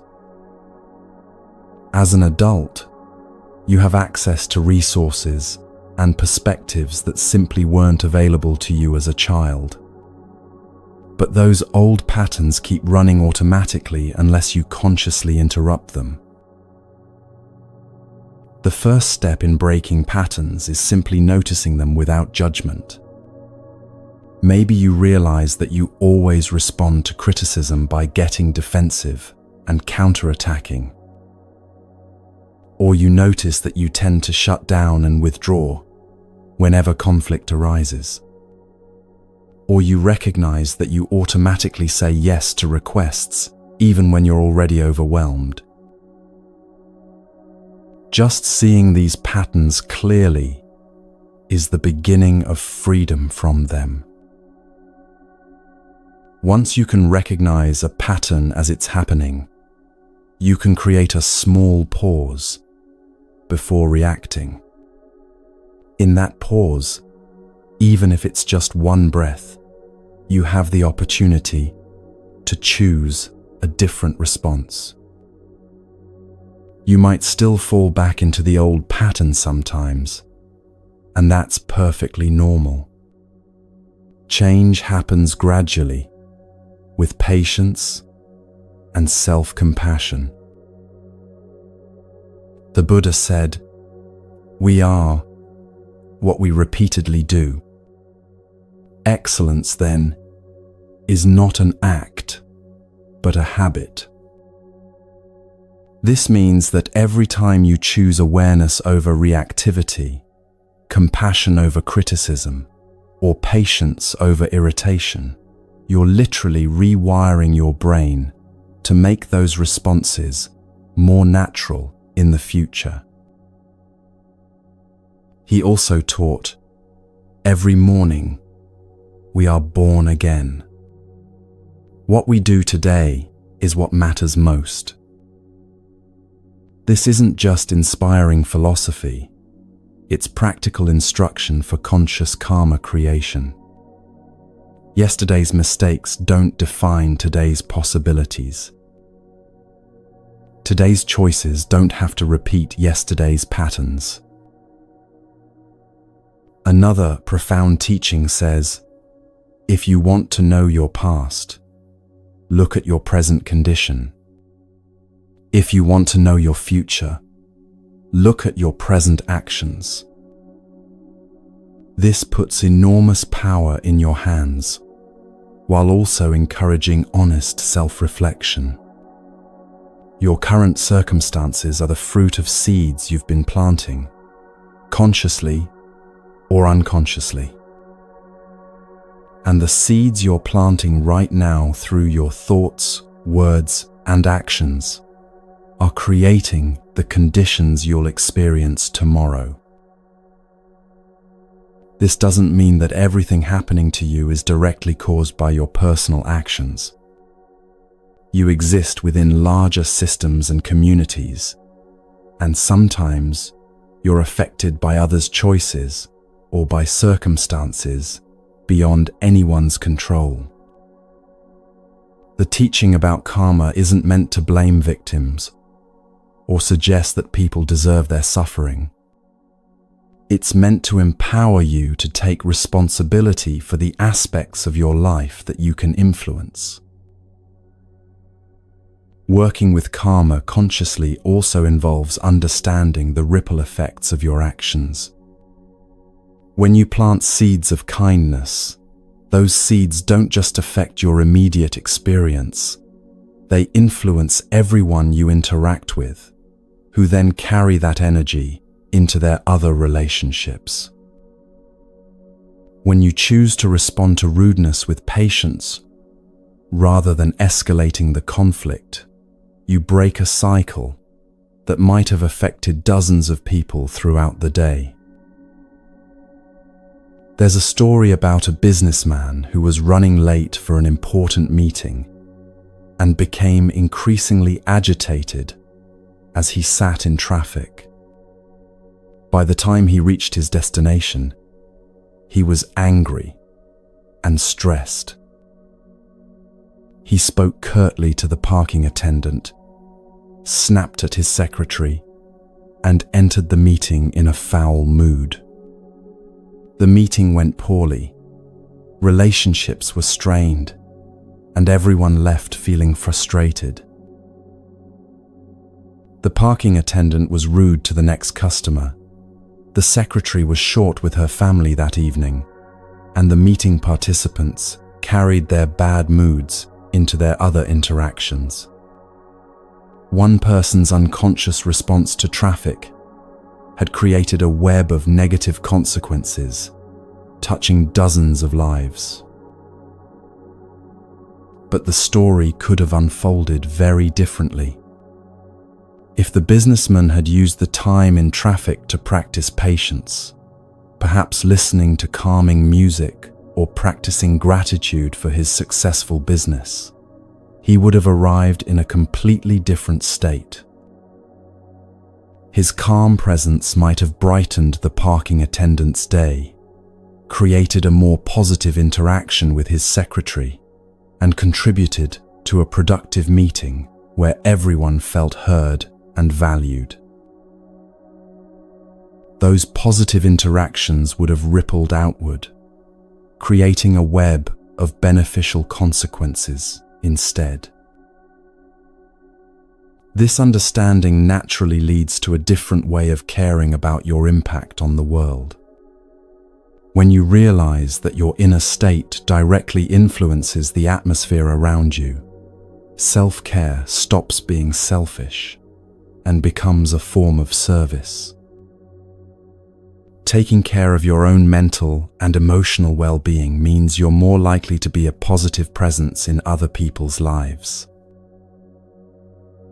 Cultivating peace within yourself becomes a gift you offer to everyone you encounter. This understanding naturally leads to a different way of caring, not just for yourself, but for the intricate web of relationships and communities that your life touches every single day.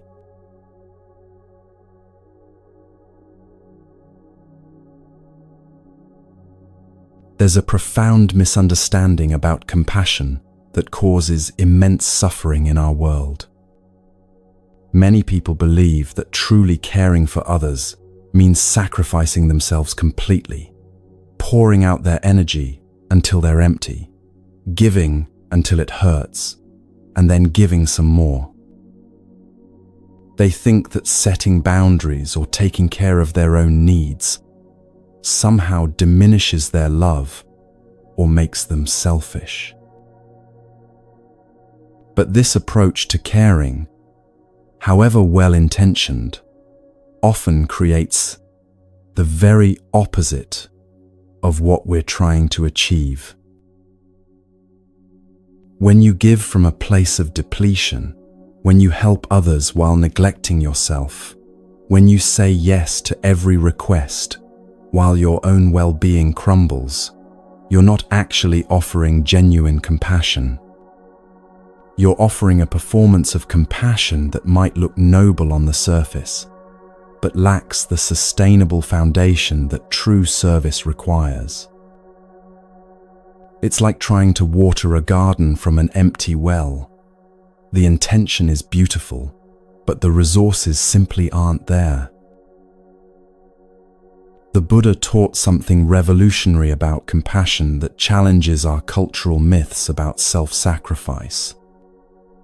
He said that true compassion must include yourself, or it becomes another form of suffering. You cannot give what you do not have. You cannot offer genuine peace if you're agitated, authentic love if you're resentful, or sustainable support if you're depleted. Think about the last time you helped someone when you were already overwhelmed and exhausted. How did it feel? Were you fully present with them? Or was part of you counting the minutes until you could escape? Did your assistance come from a place of joy and abundance, or from obligation and guilt? The person you were helping could probably sense the difference, even if neither of you acknowledged it directly. Consider the difference between helping from overflow versus helping from emptiness.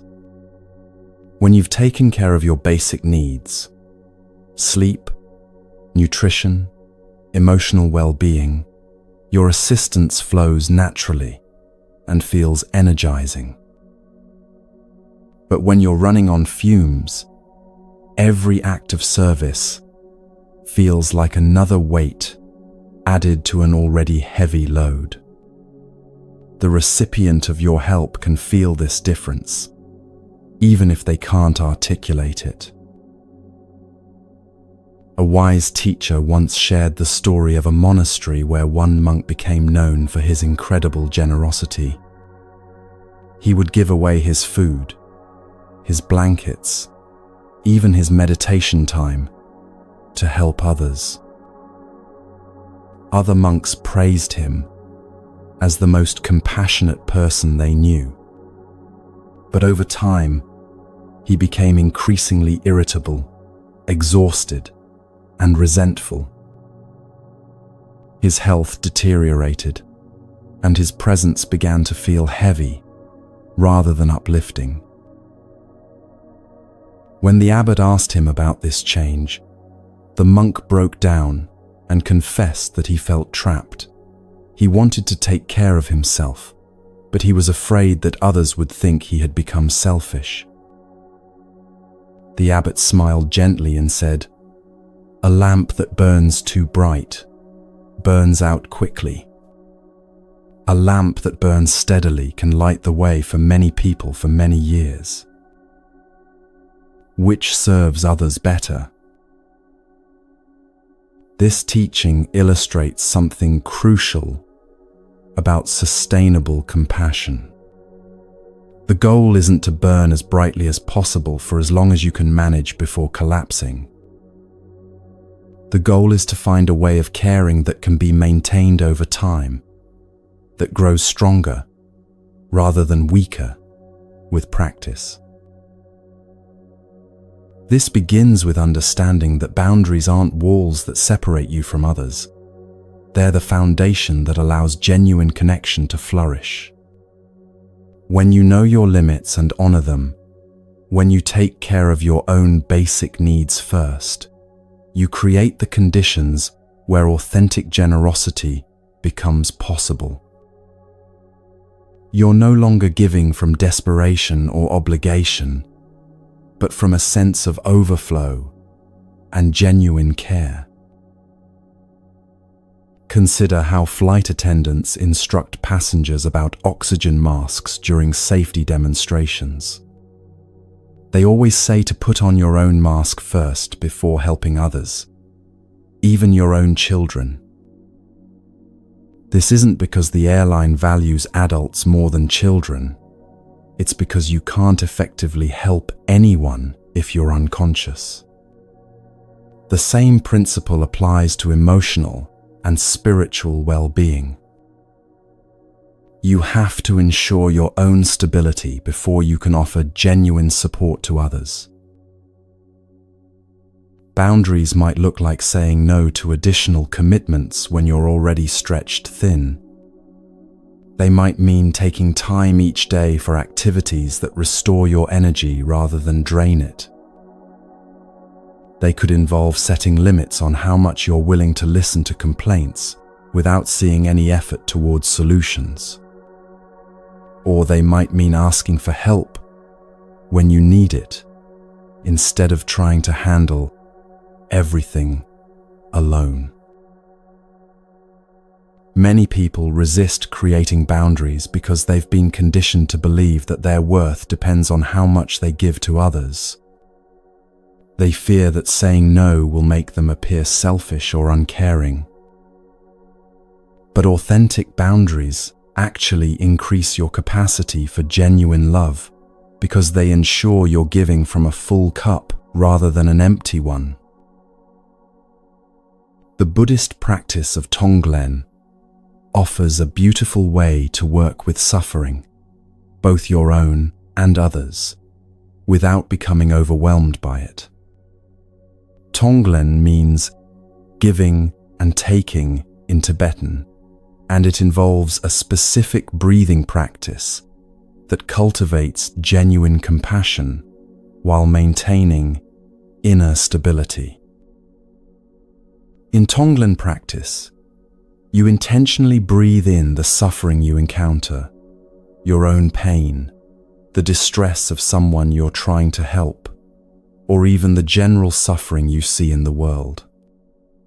But instead of letting that suffering overwhelm you or trying to push it away, you transform it through your compassionate heart and breathe out relief, healing, and peace. You're not absorbing the suffering and making it your own. You're allowing it to pass through you and be transformed. This might seem counterintuitive at first. Why would you intentionally breathe in pain and suffering? But the practice teaches something profound about the nature of compassion. When you can face suffering directly, without being destroyed by it, when you can remain present with pain without drowning in it, you develop a kind of fearlessness that allows you to be genuinely helpful. Let's try a simple version of this practice right now. Think of someone in your life who is struggling, perhaps a family member dealing with illness, a friend going through a difficult divorce, or a colleague facing work challenges.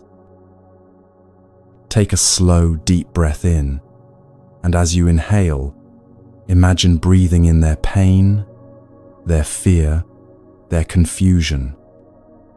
Don't try to fix it or analyze it, just acknowledge it with your breath.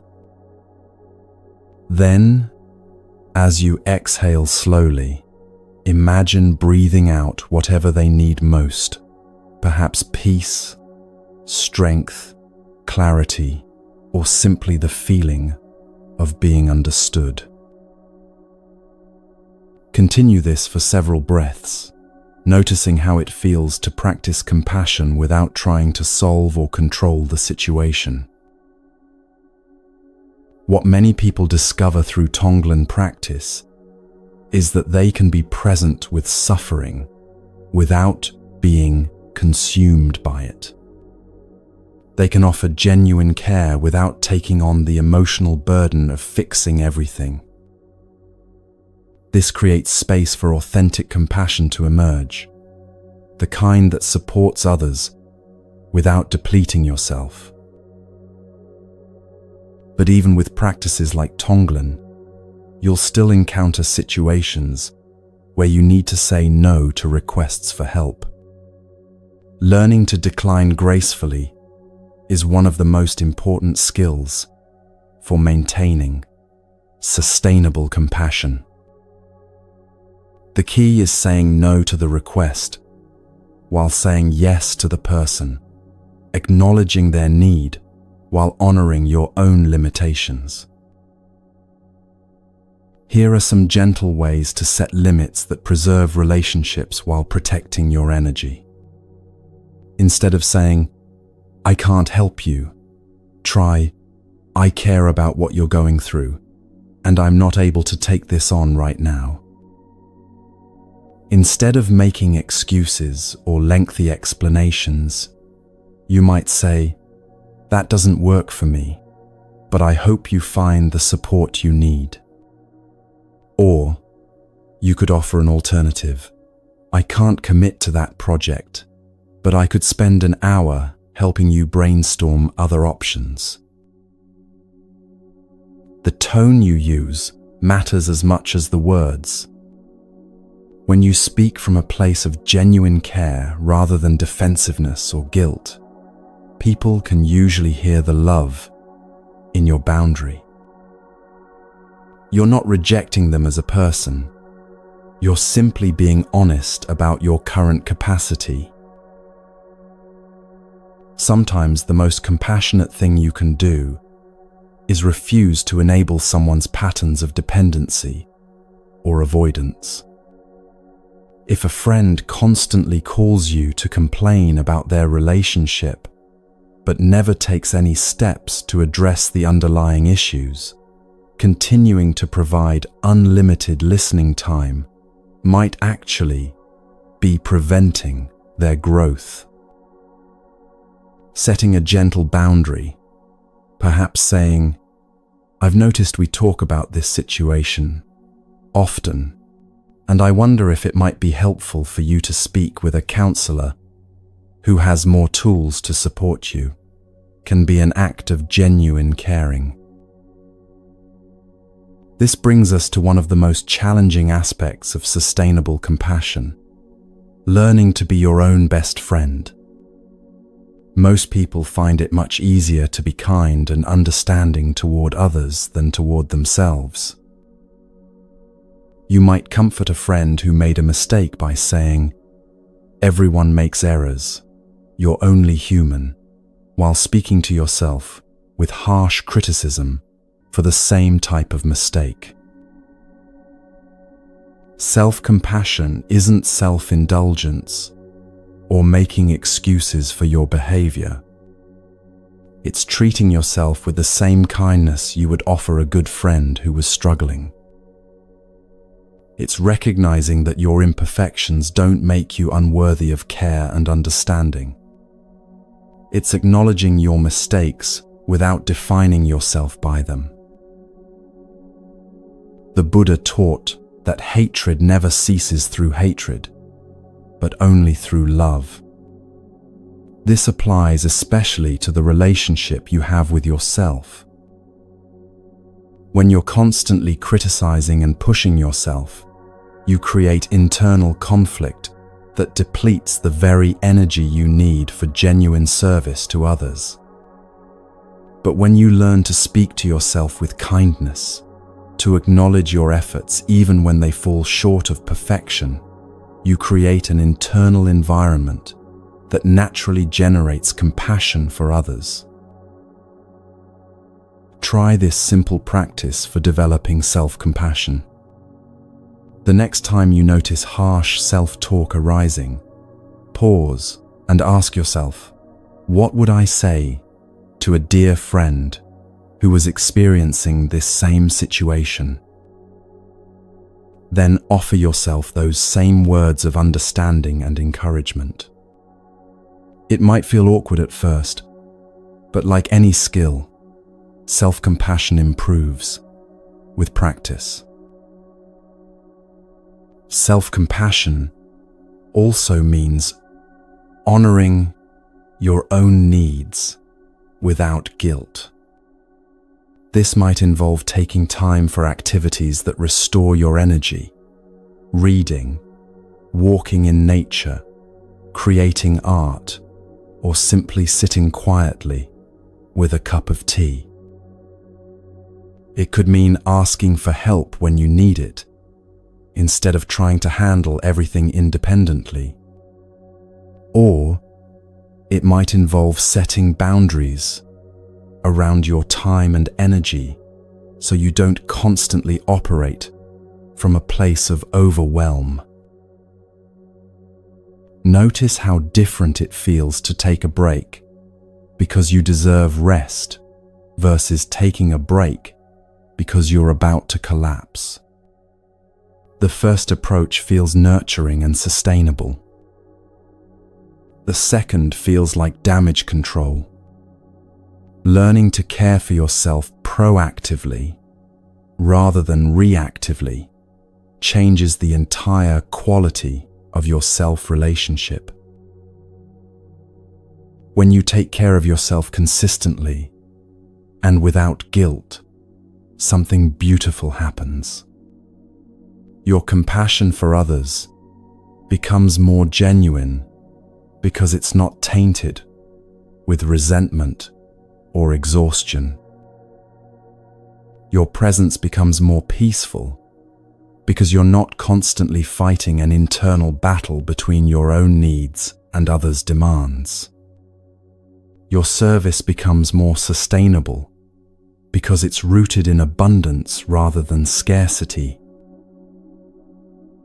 An ancient teaching tells of a young monk who complained to his teacher that serving others was exhausting him. "Every day I help carry water, cook meals, and tend to sick visitors," he said. "But I feel depleted rather than fulfilled." The teacher handed him 2 buckets, one with a small hole in the bottom, one that was intact.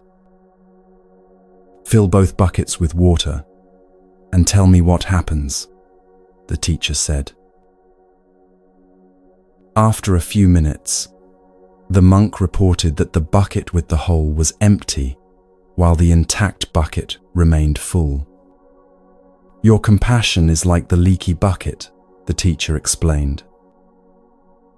"Until you repair the hole by caring for yourself with the same attention you give to others, you'll never have enough water to share." This teaching points to something crucial about sustainable service. The goal isn't to become a bottomless well of giving, always depleting yourself for others. The goal is to become like a healthy spring that naturally overflows because it's connected to a constant source of renewal. Creating sustainable compassion also means choosing your service consciously rather than saying yes to everything out of guilt or habit. You have limited time and energy, and using them wisely means being selective about where you direct your care. This doesn't make you selfish. It makes you strategic about how to have the greatest positive impact. Some people thrive when helping with practical tasks like cooking or organizing.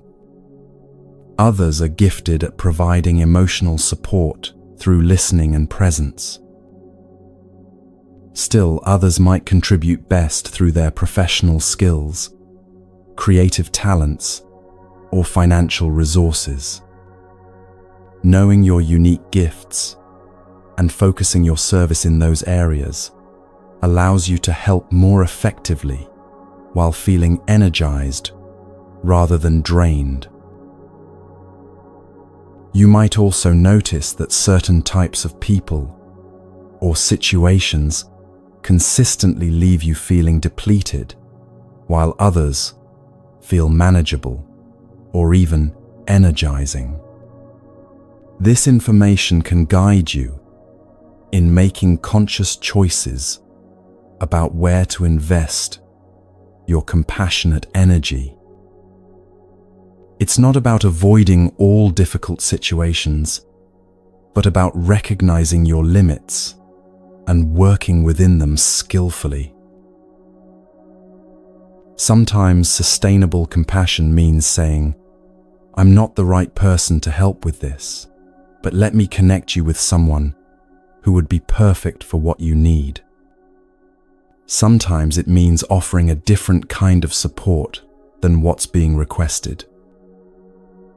And sometimes it means being honest that you're not available to help right now, while leaving the door open for future support when your circumstances change. The Buddhist concept of right action applies beautifully to compassionate service.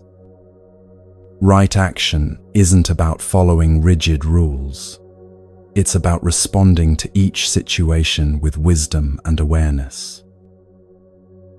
Sometimes the most loving response is to jump in and help immediately. Sometimes it's to step back and allow someone to develop their own strength. Sometimes it's to refer them to more appropriate resources. The key is acting from clarity rather than from guilt, fear, or automatic patterns. As you develop this more balanced approach to caring, you might discover something unexpected. When you're not constantly depleted from overgiving, when you're not resentful from neglecting your own needs, when you're not overwhelmed from taking on more than you can handle, you actually become more generous, not less. Your compassion becomes more genuine, your presence more peaceful, your service more effective. People begin to seek you out not because you'll solve all their problems, but because you offer something increasingly rare in our world, the gift of calm, grounded presence. You become someone who can be with others in their pain without adding your own anxiety to the situation. You offer support that empowers rather than enables, care that strengthens rather than weakens. This balanced way of being leads us to discover something revolutionary about having less, needing less, and finding freedom in the beautiful simplicity of a life well lived.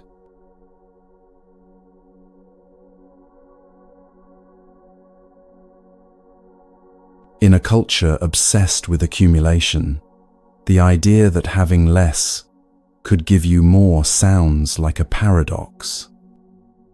Yet this counterintuitive truth lies at the heart of one of humanity's most profound discoveries about happiness and freedom. When you stop filling your life with things you don't need, pursuing goals that don't fulfill you, and maintaining relationships that drain your energy, something remarkable happens.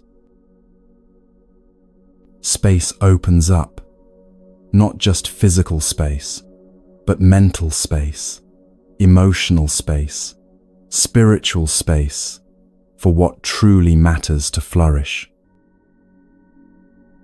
The Japanese have a beautiful concept called danshari, which offers a practical framework for this transformation. Dan means to refuse or decline things you don't need. Sha means to dispose of things that are cluttering your life. Rai means to separate yourself from attachment to material possessions. But danshari isn't just about organizing your closet or decluttering your garage. It's about creating a life where every element serves your well-being and authentic purpose. Each aspect of danshari contains its own wisdom. Dan, the practice of refusing, begins before you even bring items into your space. It means developing the strength to say no to free samples that become clutter, gifts that don't align with your lifestyle, and purchases that appeal to who you think you should be rather than who you actually are. This refusal isn't about being ungrateful or rigid. It's about honoring your space and your peace of mind enough to protect them from unnecessary accumulation. Sha, the practice of disposing, requires both courage and compassion. Many people struggle to release possessions because each item carries a story, a memory, or a fantasy about future use. The wedding dress you'll never wear again, the expensive exercise equipment gathering dust, the books you bought with good intentions but no realistic plan to read. Learning to let go of these items means releasing not just the objects themselves, but the versions of yourself they represent. The practice of non-attachment, transforms your relationship with ownership itself. Instead of accumulating possessions as symbols of security or success, you begin to see them simply as tools that serve specific purposes. When something no longer serves its purpose, you can release it without trauma because your identity isn't wrapped up in your possessions. Most people think minimalism means living in stark, empty spaces with only the bare necessities. But true simplicity isn't about deprivation, it's about discernment. It's about surrounding yourself only with things that add genuine value to your life, while releasing everything that creates burden, distraction, or stress. When you apply this principle consistently, you discover that you can live richly with far less than you ever imagined. Consider how much mental energy you spend managing your possessions. Every item you own requires some degree of attention: where to store it, how to maintain it, whether to repair or replace it when it breaks. Multiply this by the hundreds or thousands of objects most people accumulate, and you begin to see how possessions can slowly but surely take possession of you. The hidden costs of ownership extend far beyond the initial purchase price. Your beautiful china requires special storage and careful handling. Your extensive wardrobe needs organizing, cleaning, and seasonal rotation. Your collection of gadgets demands updates, maintenance, and eventual replacement. Each possession becomes a small but persistent drain on your time, attention, and resources. The Buddha taught that attachment to material things creates suffering, not because the things themselves are bad, but because we become dependent on them for our sense of security and identity. When your peace of mind depends on having the latest technology, wearing certain brands, or living in a particular neighborhood, you become vulnerable to circumstances beyond your control. Your happiness starts to fluctuate based on external conditions rather than resting on the unshakable foundation of inner contentment. An ancient Buddhist master was once visited by a wealthy merchant who complained about feeling anxious and unsatisfied despite his material success. The master led him to a window overlooking the marketplace and asked, "What do you see?" "I see people buying and selling, carrying heavy loads, rushing from place to place," the merchant replied. Then the master covered the window with a cloth and asked, "Now what do you see?" "Nothing," said the merchant. "Exactly," smiled the master. "When your vision is filled with getting and having, you cannot see the wealth that's already present. Remove the cloth of craving, and abundance becomes visible everywhere." This teaching points to a fundamental shift in perspective that simplicity makes possible. Instead of constantly acquiring to fill an inner emptiness, you begin to recognize the fullness that's already available in each moment. Instead of seeking happiness through accumulation, you discover contentment through appreciation of what's already here. Starting with material possessions, the practice of simplification begins with honest assessment.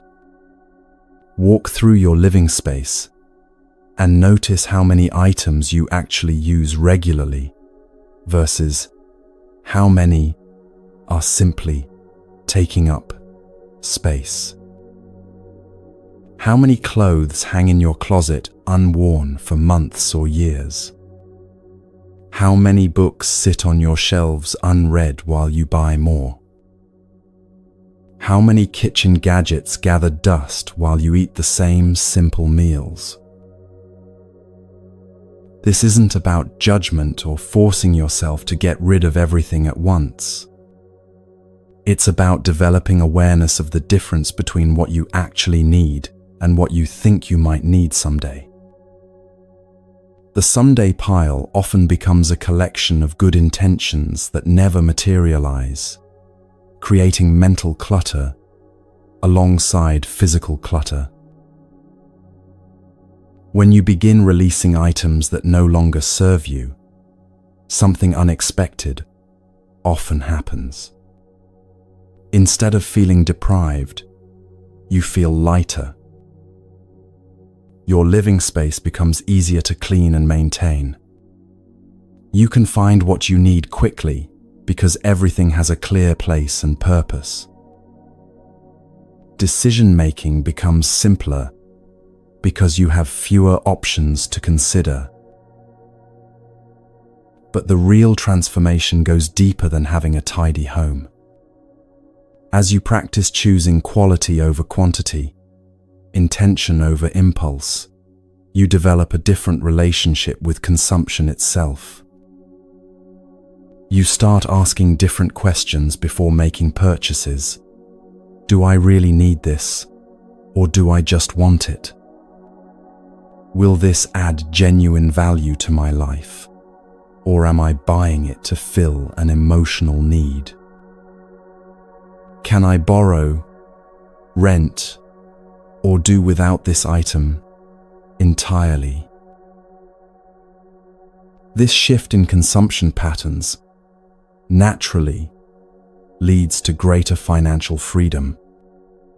When you're not constantly buying things you don't need, you have more resources available for experiences that truly enrich your life: travel, education, time with loved ones, or simply the security of savings. You might discover that you can work less because you need less, creating more time for rest, creativity, and relationships. The principle of simplicity extends beautifully into how you spend your time. Just as physical possessions can accumulate beyond usefulness, commitments and activities can pile up until your schedule becomes a source of stress rather than fulfillment. Time abundance isn't about having more hours in the day. It's about using the hours you have for what matters most. Many people fill their calendars with obligations they feel they should do, rather than activities they genuinely want to engage in. They say yes to every social invitation, volunteer for every cause, and sign up for activities that sound good in theory, but drain their energy in practice. This approach to time often leaves people feeling busy but not productive, active but not fulfilled. The modern addiction to busyness often masks a deeper fear of stillness or emptiness. People schedule every moment because they're uncomfortable with unstructured time, afraid of what might arise in the silence. But this constant activity prevents the kind of deep rest and reflection that allow wisdom and creativity to emerge. True productivity often requires periods of apparent non-productivity, time for ideas to percolate, for the mind to process experiences, for the body to restore itself. Simplifying your schedule requires the same kind of honest assessment you might apply to your possessions. Which activities energize you and which deplete you? Which commitments align with your deepest values and which are based on guilt, fear, or social pressure? What would you do with your time if you weren't trying to please everyone or prove your worth through constant activity? The Buddhist concept of right livelihood applies not just to your work, but to how you spend all your time. Right livelihood means engaging in activities that support your well-being and the well-being of others, while avoiding those that create harm or unnecessary suffering. When you apply this principle to your daily choices, you naturally gravitate towards simplicity, because complex, stressful lifestyles rarely support genuine well-being. Creating time abundance might mean saying no to social events that you attend out of obligation rather than joy. It could involve setting boundaries around work hours, so you have space for rest and reflection. It might mean choosing one or two activities to pursue deeply, rather than sampling everything superficially. The goal isn't to become inactive or antisocial, but to ensure that your time is spent in ways that nourish rather than drain you. This selective approach to time naturally extends to relationships as well. In our interconnected world, it's easy to maintain hundreds of shallow connections through social media while neglecting the deeper relationships that truly sustain us. Simplicity in relationships doesn't mean becoming a hermit. It means investing your emotional energy in connections that are mutual, supportive, and authentic. Consider the difference between having 200 social media friends you barely know versus having 10 close friends who truly understand and support you. Which scenario provides more genuine connection and emotional nourishment? Quality relationships require time, attention, and emotional investment. When you spread yourself too thin across too many superficial connections, you may find that none of your relationships feel deeply satisfying. A Zen master once compared relationships to tending a garden. You could scatter seeds everywhere and hope something grows, he said. But the wise gardener chooses a smaller plot and tends it with care. The harvest from well-tended soil will always be richer than what grows wild in untended ground. This doesn't mean being exclusive or unkind to people outside your inner circle. It means recognizing that your emotional energy is precious and finite, and choosing to invest it where it can create the most mutual growth and joy.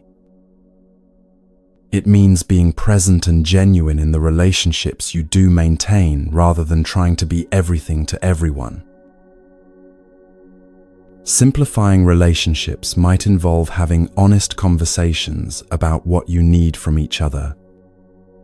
It could mean spending more one-on-one time with people you care about, rather than only seeing them in group settings. It might involve stepping back from relationships that consistently drain your energy without offering reciprocal support. As you practice simplicity in possessions, time, and relationships, you begin to discover something profound about contentment. Happiness doesn't come from having more. It comes from appreciating what you already have. This isn't just positive thinking or forced gratitude. It's a fundamental shift in how you perceive wealth and abundance.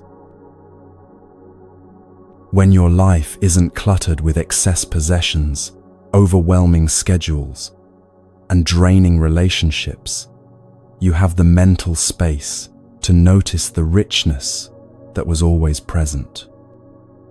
You begin to savor your morning coffee instead of rushing through it. You appreciate the comfort of your home rather than constantly thinking about how to improve it. You enjoy conversations with friends instead of worrying about the next social obligation. The Buddha taught that contentment is the greatest wealth. This profound truth becomes experientially real when you practice voluntary simplicity. You discover that you can be happy with far less than you thought necessary, which creates an unshakable sense of security that no external circumstances can threaten. This contentment isn't complacency or lack of ambition. You can still have goals and work toward positive changes in your life. But your peace of mind no longer depends on achieving those goals.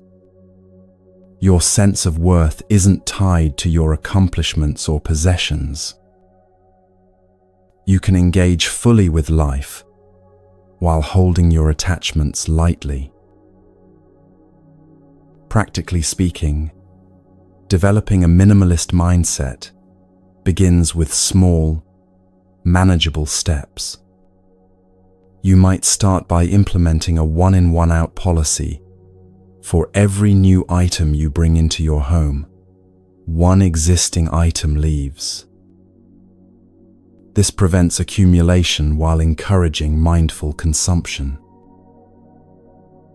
Try the 30-day rule for non-essential purchases. When you want to buy something you don't immediately need, wait 30 days before making the purchase. Often, you'll discover that the desire has passed and you don't actually want or need the item anymore. This simple pause helps distinguish between genuine needs and impulse wants. Create designated spaces for different activities and keep only what's necessary in each space. Your bedroom becomes a sanctuary for rest, free from work materials or exercise equipment. Your kitchen contains tools you actually use for cooking rather than every gadget ever invented. Your workspace holds only what supports your productivity and creativity. Practice gratitude for what you already own before considering new purchases. Spend time appreciating the clothes in your closet, the books on your shelves, the tools in your kitchen. When you truly value what you have, the urge to constantly acquire more naturally diminishes. Apply the same principles to your digital life. Unsubscribe from email lists that clutter your inbox with content you don't read. Limit your social media consumption to platforms and accounts that add genuine value to your life. Organize your digital files so you can find what you need quickly, rather than maintaining chaotic folders you never clean. Consider implementing regular digital detoxes, periods where you disconnect from devices and reconnect with immediate physical reality. Start with an hour each evening, then perhaps expand to device-free mornings or entire weekend days. Notice how this digital simplicity affects your mental clarity, creativity, and sense of presence. As you practice these various forms of simplification, something beautiful begins to emerge. Your life becomes more aligned with your deepest values because you've removed the clutter that was obscuring what truly matters. You have more energy for creativity, service, and connection because you're not constantly managing excess. Your decision-making becomes clearer because you're not overwhelmed by too many options. You might discover that simple pleasures bring more satisfaction than expensive ones. A walk in nature feels more restorative than a shopping trip. A home-cooked meal shared with loved ones creates more joy than dining at trendy restaurants. Reading a book you've been meaning to enjoy brings more fulfillment than buying 3 new books you may never read. This isn't about depriving yourself of life's pleasures, but about recognizing which pleasures actually please you versus which ones you pursue out of habit or social conditioning. Simplicity helps you distinguish between authentic desires and manufactured wants. It creates space for your true preferences to emerge from beneath layers of cultural messaging about what should make you happy. These practices naturally weave together into a new way of living, one where your outer life reflects your inner values, where your daily choices support your deepest aspirations, and where you have the freedom to focus on what truly brings meaning and joy to your existence.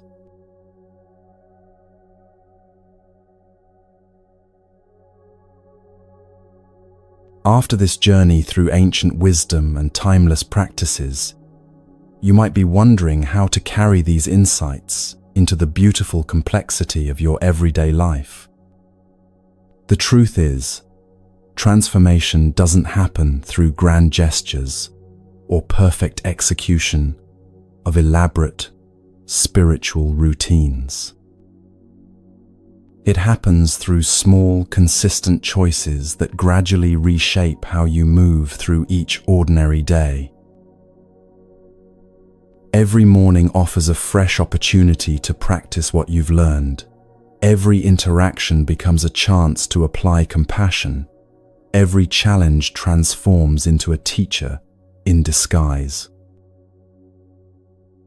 The beauty of Buddhist wisdom lies in its accessibility. These aren't practices reserved for monasteries or meditation retreats. They're designed to flourish in the midst of busy schedules, difficult relationships, and the countless small decisions that make up a human life. When you wake up tomorrow morning, you already have everything you need to begin living differently. Let's start with how you greet each new day. Before your feet hit the floor, before you reach for your phone, before your mind starts racing through the day's agenda, you have a precious window of possibility. This moment between sleep and activity is like soft clay. It can be shaped intentionally or left to harden into familiar patterns. Try beginning each day with what we might call a gratitude breath. Simply notice that you've been given another day of life, another opportunity to experience this mysterious gift of consciousness.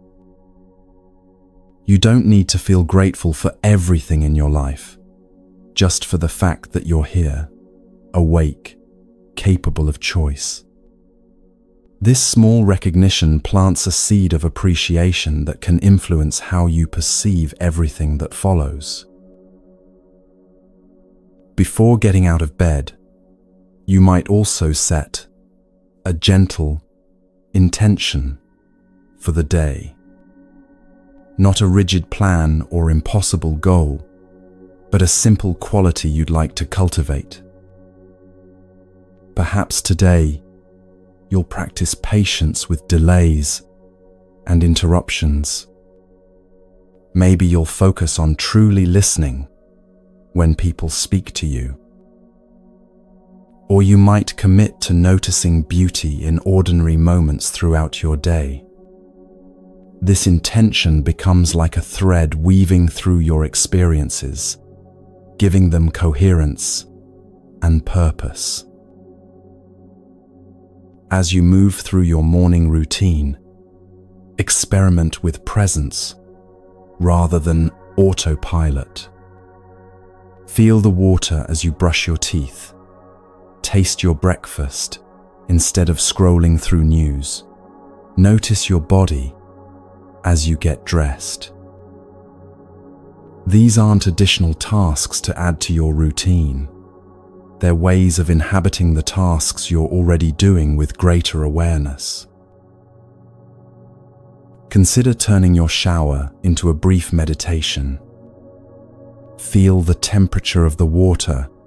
Notice how it sounds as it hits your skin. Appreciate the simple luxury of being clean and comfortable. Let the water wash away not just physical dirt, but also the mental residue from yesterday, old worries, lingering resentments, anxiety about what's ahead. Step out feeling refreshed, not just physically, but emotionally and spiritually as well.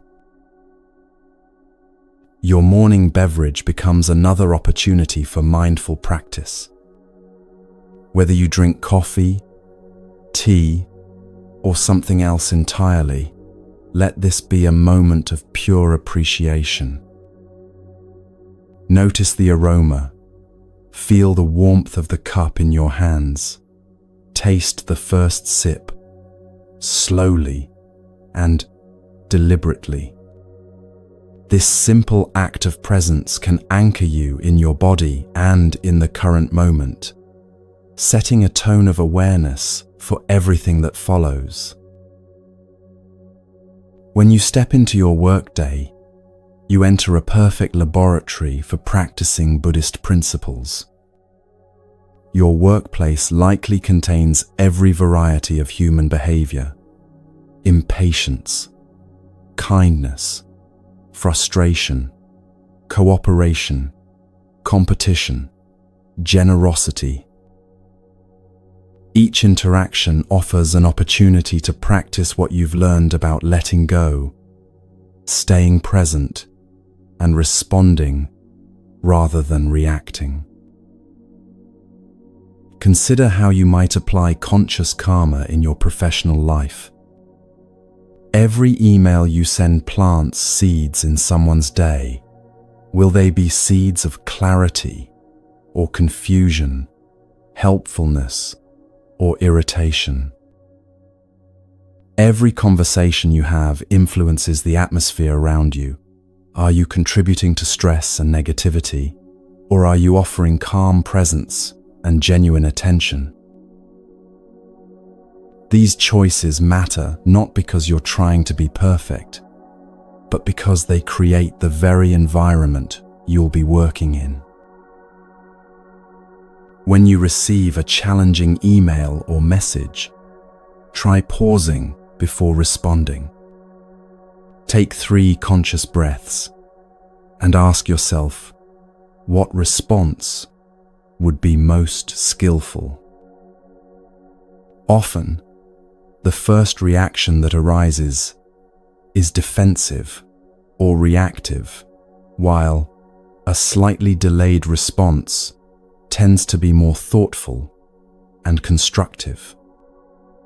This small practice of pausing can prevent countless conflicts and misunderstandings while building your reputation as someone who communicates with wisdom and care. During meetings and conferences, Practice the art of listening without immediately formulating your response. Can you hear not just the words being spoken, but the emotions and needs underneath them? Can you ask questions that help clarify, rather than questions that prove your intelligence? Can you support good ideas regardless of who suggests them, letting go of the need to be right or to get credit? When conflicts arise at work, and they will, you can practice the art of responding from centeredness rather than reactivity.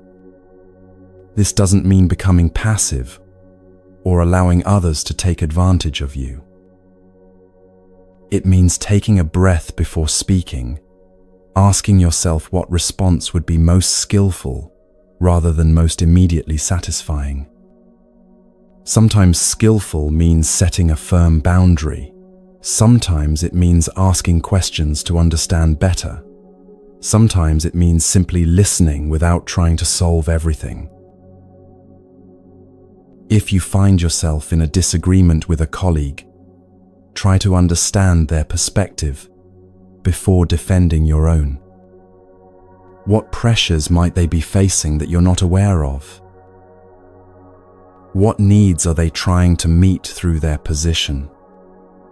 This doesn't mean agreeing with them or abandoning your own viewpoint, but it creates space for more creative solutions that might address everyone's concerns. The practice of compassionate boundaries becomes especially important in professional settings. You can care about your colleagues' well-being without taking responsibility for their emotions. You can be helpful without being available for every crisis. You can be kind without saying yes to every request that depletes your energy. Learning to navigate these nuances with wisdom rather than guilt is one of the most practical applications of Buddhist teachings. When someone asks you to take on additional work or responsibility, practice the pause before automatically saying yes. Ask yourself honestly whether you have the capacity to do this well without sacrificing your other commitments or your well-being. If the answer is no, practice saying so with kindness but clarity. You might say something like, "I appreciate you thinking of me for this project, and I don't have the bandwidth to give it the attention it deserves right now." Your commute to and from work offers another opportunity for practice. Instead of viewing travel time as lost time, you can use it for informal meditation. If you're driving, practice staying present with the experience of steering, breathing, observing the world around you. If you're on public transportation, experiment with loving kindness meditation, silently wishing well-being for the strangers sharing your journey. During your commute, you might also practice patience as a form of training. When traffic is slow or your train is delayed, instead of feeling frustrated, use these moments as opportunities to cultivate equanimity. Remind yourself that impatience won't make things move faster, but it will make your experience more unpleasant. Practice accepting what you cannot control while staying alert to what you can influence: your breathing, your thoughts, your emotional response to circumstances. When you arrive home, the transition from work mode to personal life becomes another moment for conscious choice. Many people carry the stress and mental chatter of their workday into their evenings, contaminating their rest time with worries they can't actually resolve. Creating a simple ritual for releasing the day, perhaps taking 3 conscious breaths at your door, or spending a few minutes in silence before engaging with family, can help you be more present for the people and activities you care about most. You might develop a practice of mentally reviewing your workday as you travel home, acknowledging what went well and what you learned, then consciously setting that aside so you can be fully available for your evening. Imagine leaving work concerns in an imaginary container outside your home, knowing they'll be there tomorrow if you need to address them, but freeing yourself to be present with whatever comes next. Your relationships with family and friends become the most tender ground for practicing Buddhist wisdom. These are the people who know you best, who can trigger your deepest patterns, who see through your spiritual pretenses. They offer the most honest feedback about whether your practice is actually changing how you show up in the world. With loved ones, the practice of presence becomes especially precious. When your partner is sharing their day, are you truly listening or planning your response? When your children need attention, can you offer it wholeheartedly, or are you multitasking? When friends reach out for support, are you present with their experience or trying to fix their problems? Practice giving people the gift of your full attention during conversations. Put away devices. Make eye contact. Listen not just to their words, but to the feelings underneath. Often, people don't need advice as much as they need to feel heard and understood. Your presence becomes a form of love that costs nothing but means everything.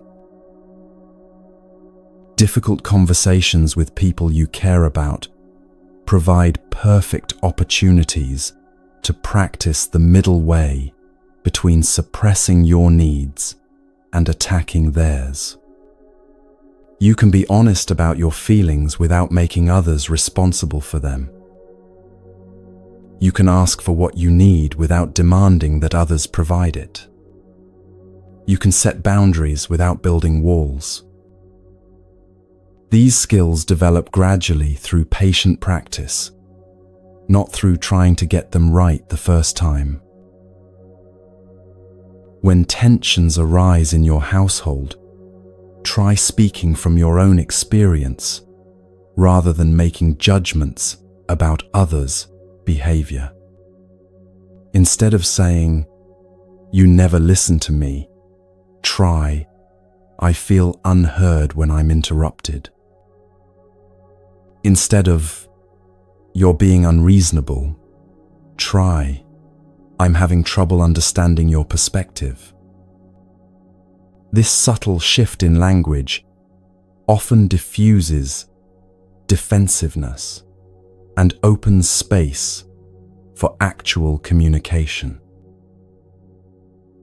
As evening approaches, consider developing practices that help you wind down and reflect on the day. This might involve journaling about moments of gratitude, challenges that taught you something, or intentions for tomorrow. Or you might prefer a simple meditation, focusing on your breath and letting the day's experiences settle naturally. Before sleep, practice releasing the day completely.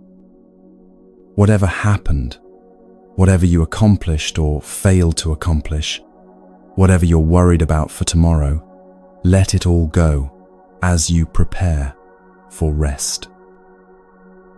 Trust that your mind and body know how to restore themselves during sleep, and that tomorrow will bring fresh energy and new possibilities. When challenges arise, and they will, you can use them as invitations to practice, rather than obstacles to your peace. The unexpected expense, the difficult diagnosis, the relationship conflict, the job uncertainty, these situations test whether your spiritual insights can weather real stress. This isn't about pretending to be grateful for difficulties or suppressing your natural responses to hardship. It's about remembering that your peace doesn't depend on everything going smoothly, and that you have resources for dealing with whatever arises. When facing a significant challenge, try breaking it down into what you can control and what you cannot. Focus your energy on the aspects within your influence, while practicing acceptance of what lies beyond your control. This isn't passive resignation, but active wisdom, choosing where to direct your limited resources for maximum effectiveness. One of the most important practices for sustaining this way of life is releasing perfectionism about your spiritual progress. You will have days when you forget everything you've learned and react from old patterns. You will catch yourself being impatient, judgmental, or defensive despite your best intentions. This doesn't mean you're failing. It means you're human. The practice is in noticing when you've strayed from your intentions and gently redirecting yourself without self-punishment. Think of your spiritual practice like learning to play a musical instrument. Some days your practice session will feel inspired and flowing. Other days, your fingers will feel clumsy and nothing will sound right. But consistency matters more than perfection. The person who practices for 15 minutes daily for a year will progress far more than someone who practices for 3 hours once a month. This brings us to something beautiful about walking this path. You don't have to walk it alone. Around the world, millions of people are exploring these same questions, practicing these same principles, navigating the same challenges of applying ancient wisdom to modern life. Finding community with others on similar journeys can provide encouragement, inspiration, and the kind of friendship that supports your deepest growth. Look for people in your daily life who share these values, even if they use different language to describe them. The coworker who remains calm under pressure, the neighbor who speaks kindly about everyone, the friend who listens without trying to solve your problems. These people are practicing wisdom, whether they call it Buddhist or not. You can learn from their examples and offer your own growing wisdom in return. If you feel drawn to deepen your understanding, consider exploring local meditation groups, philosophy, discussion circles, or online communities focused on mindful living. You might find guided meditations, Dharma talks, or books that speak to your particular questions and interests. But remember that the most profound teachings often come through your own direct experience rather than through accumulating more information. Share what you're learning with others, but do so through your actions more than your words. People are more likely to be inspired by your growing peace and kindness than by your explanations of Buddhist concepts. Let your life become your teaching, your presence become your gift to the world. As you continue this journey, be patient with yourself and trust the process. The changes that matter most happen gradually, often so subtly that you don't notice them until you look back and realize how much has shifted. One day, you might find that you no longer get as upset about things that used to ruin your entire day. You might notice that difficult people don't trigger you the way they once did. You might discover that you're naturally more generous, more patient, more present, without having to force these qualities. The path of awakening isn't a destination you reach, but a way of traveling through life. Every day offers fresh opportunities to practice letting go, staying present, acting with compassion, and choosing wisdom over reactivity. Some days will feel easier than others, and that's perfectly natural. If you take only one thing from this time we've spent together, let it be this: you already have everything you need for a life of greater peace, deeper love, and authentic freedom. These aren't distant goals requiring years of preparation. They're possibilities available in this very moment, through the choices you make right now. The breath you're taking as you listen to these words is happening in the eternal present where all peace resides.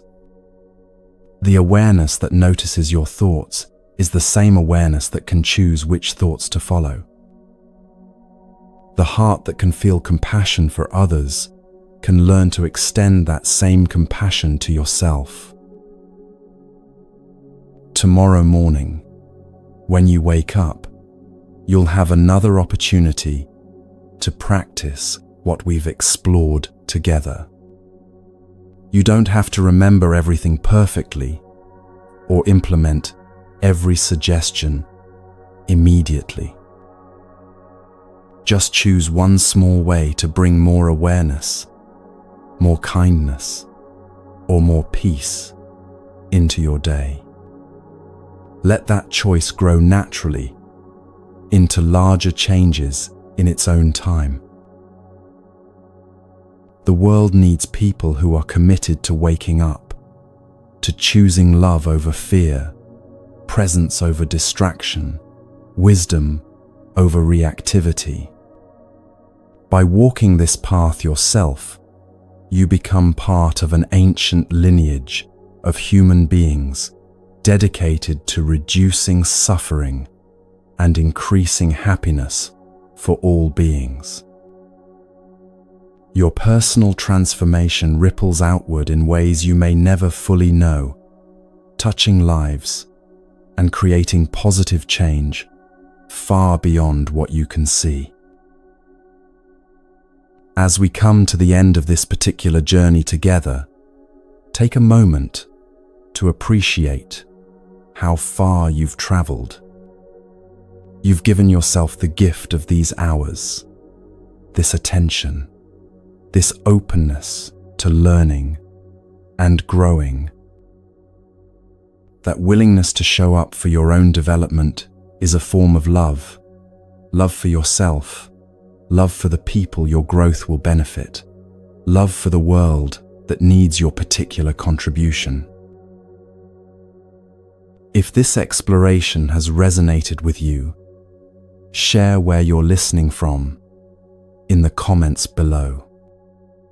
Let others know which teaching spoke most deeply to you, which practice you're excited to try, or simply that you're grateful to be part of this global community of people committed to conscious living. Your words might be exactly what someone else needs to hear today. May you find peace in the midst of life's inevitable changes. May you discover strength in gentleness, wisdom in simplicity, and joy in the ordinary moments that make up your days. May your practice bring benefit to yourself and all beings, creating ripples of compassion that extend far beyond what your eyes can see. And may you always remember that every moment offers a fresh beginning. Every breath is a chance to start again, and every choice is an opportunity to align your life more closely with what your heart knows to be true. The path continues with each step you take. Walk gently, and know that you are never truly walking alone.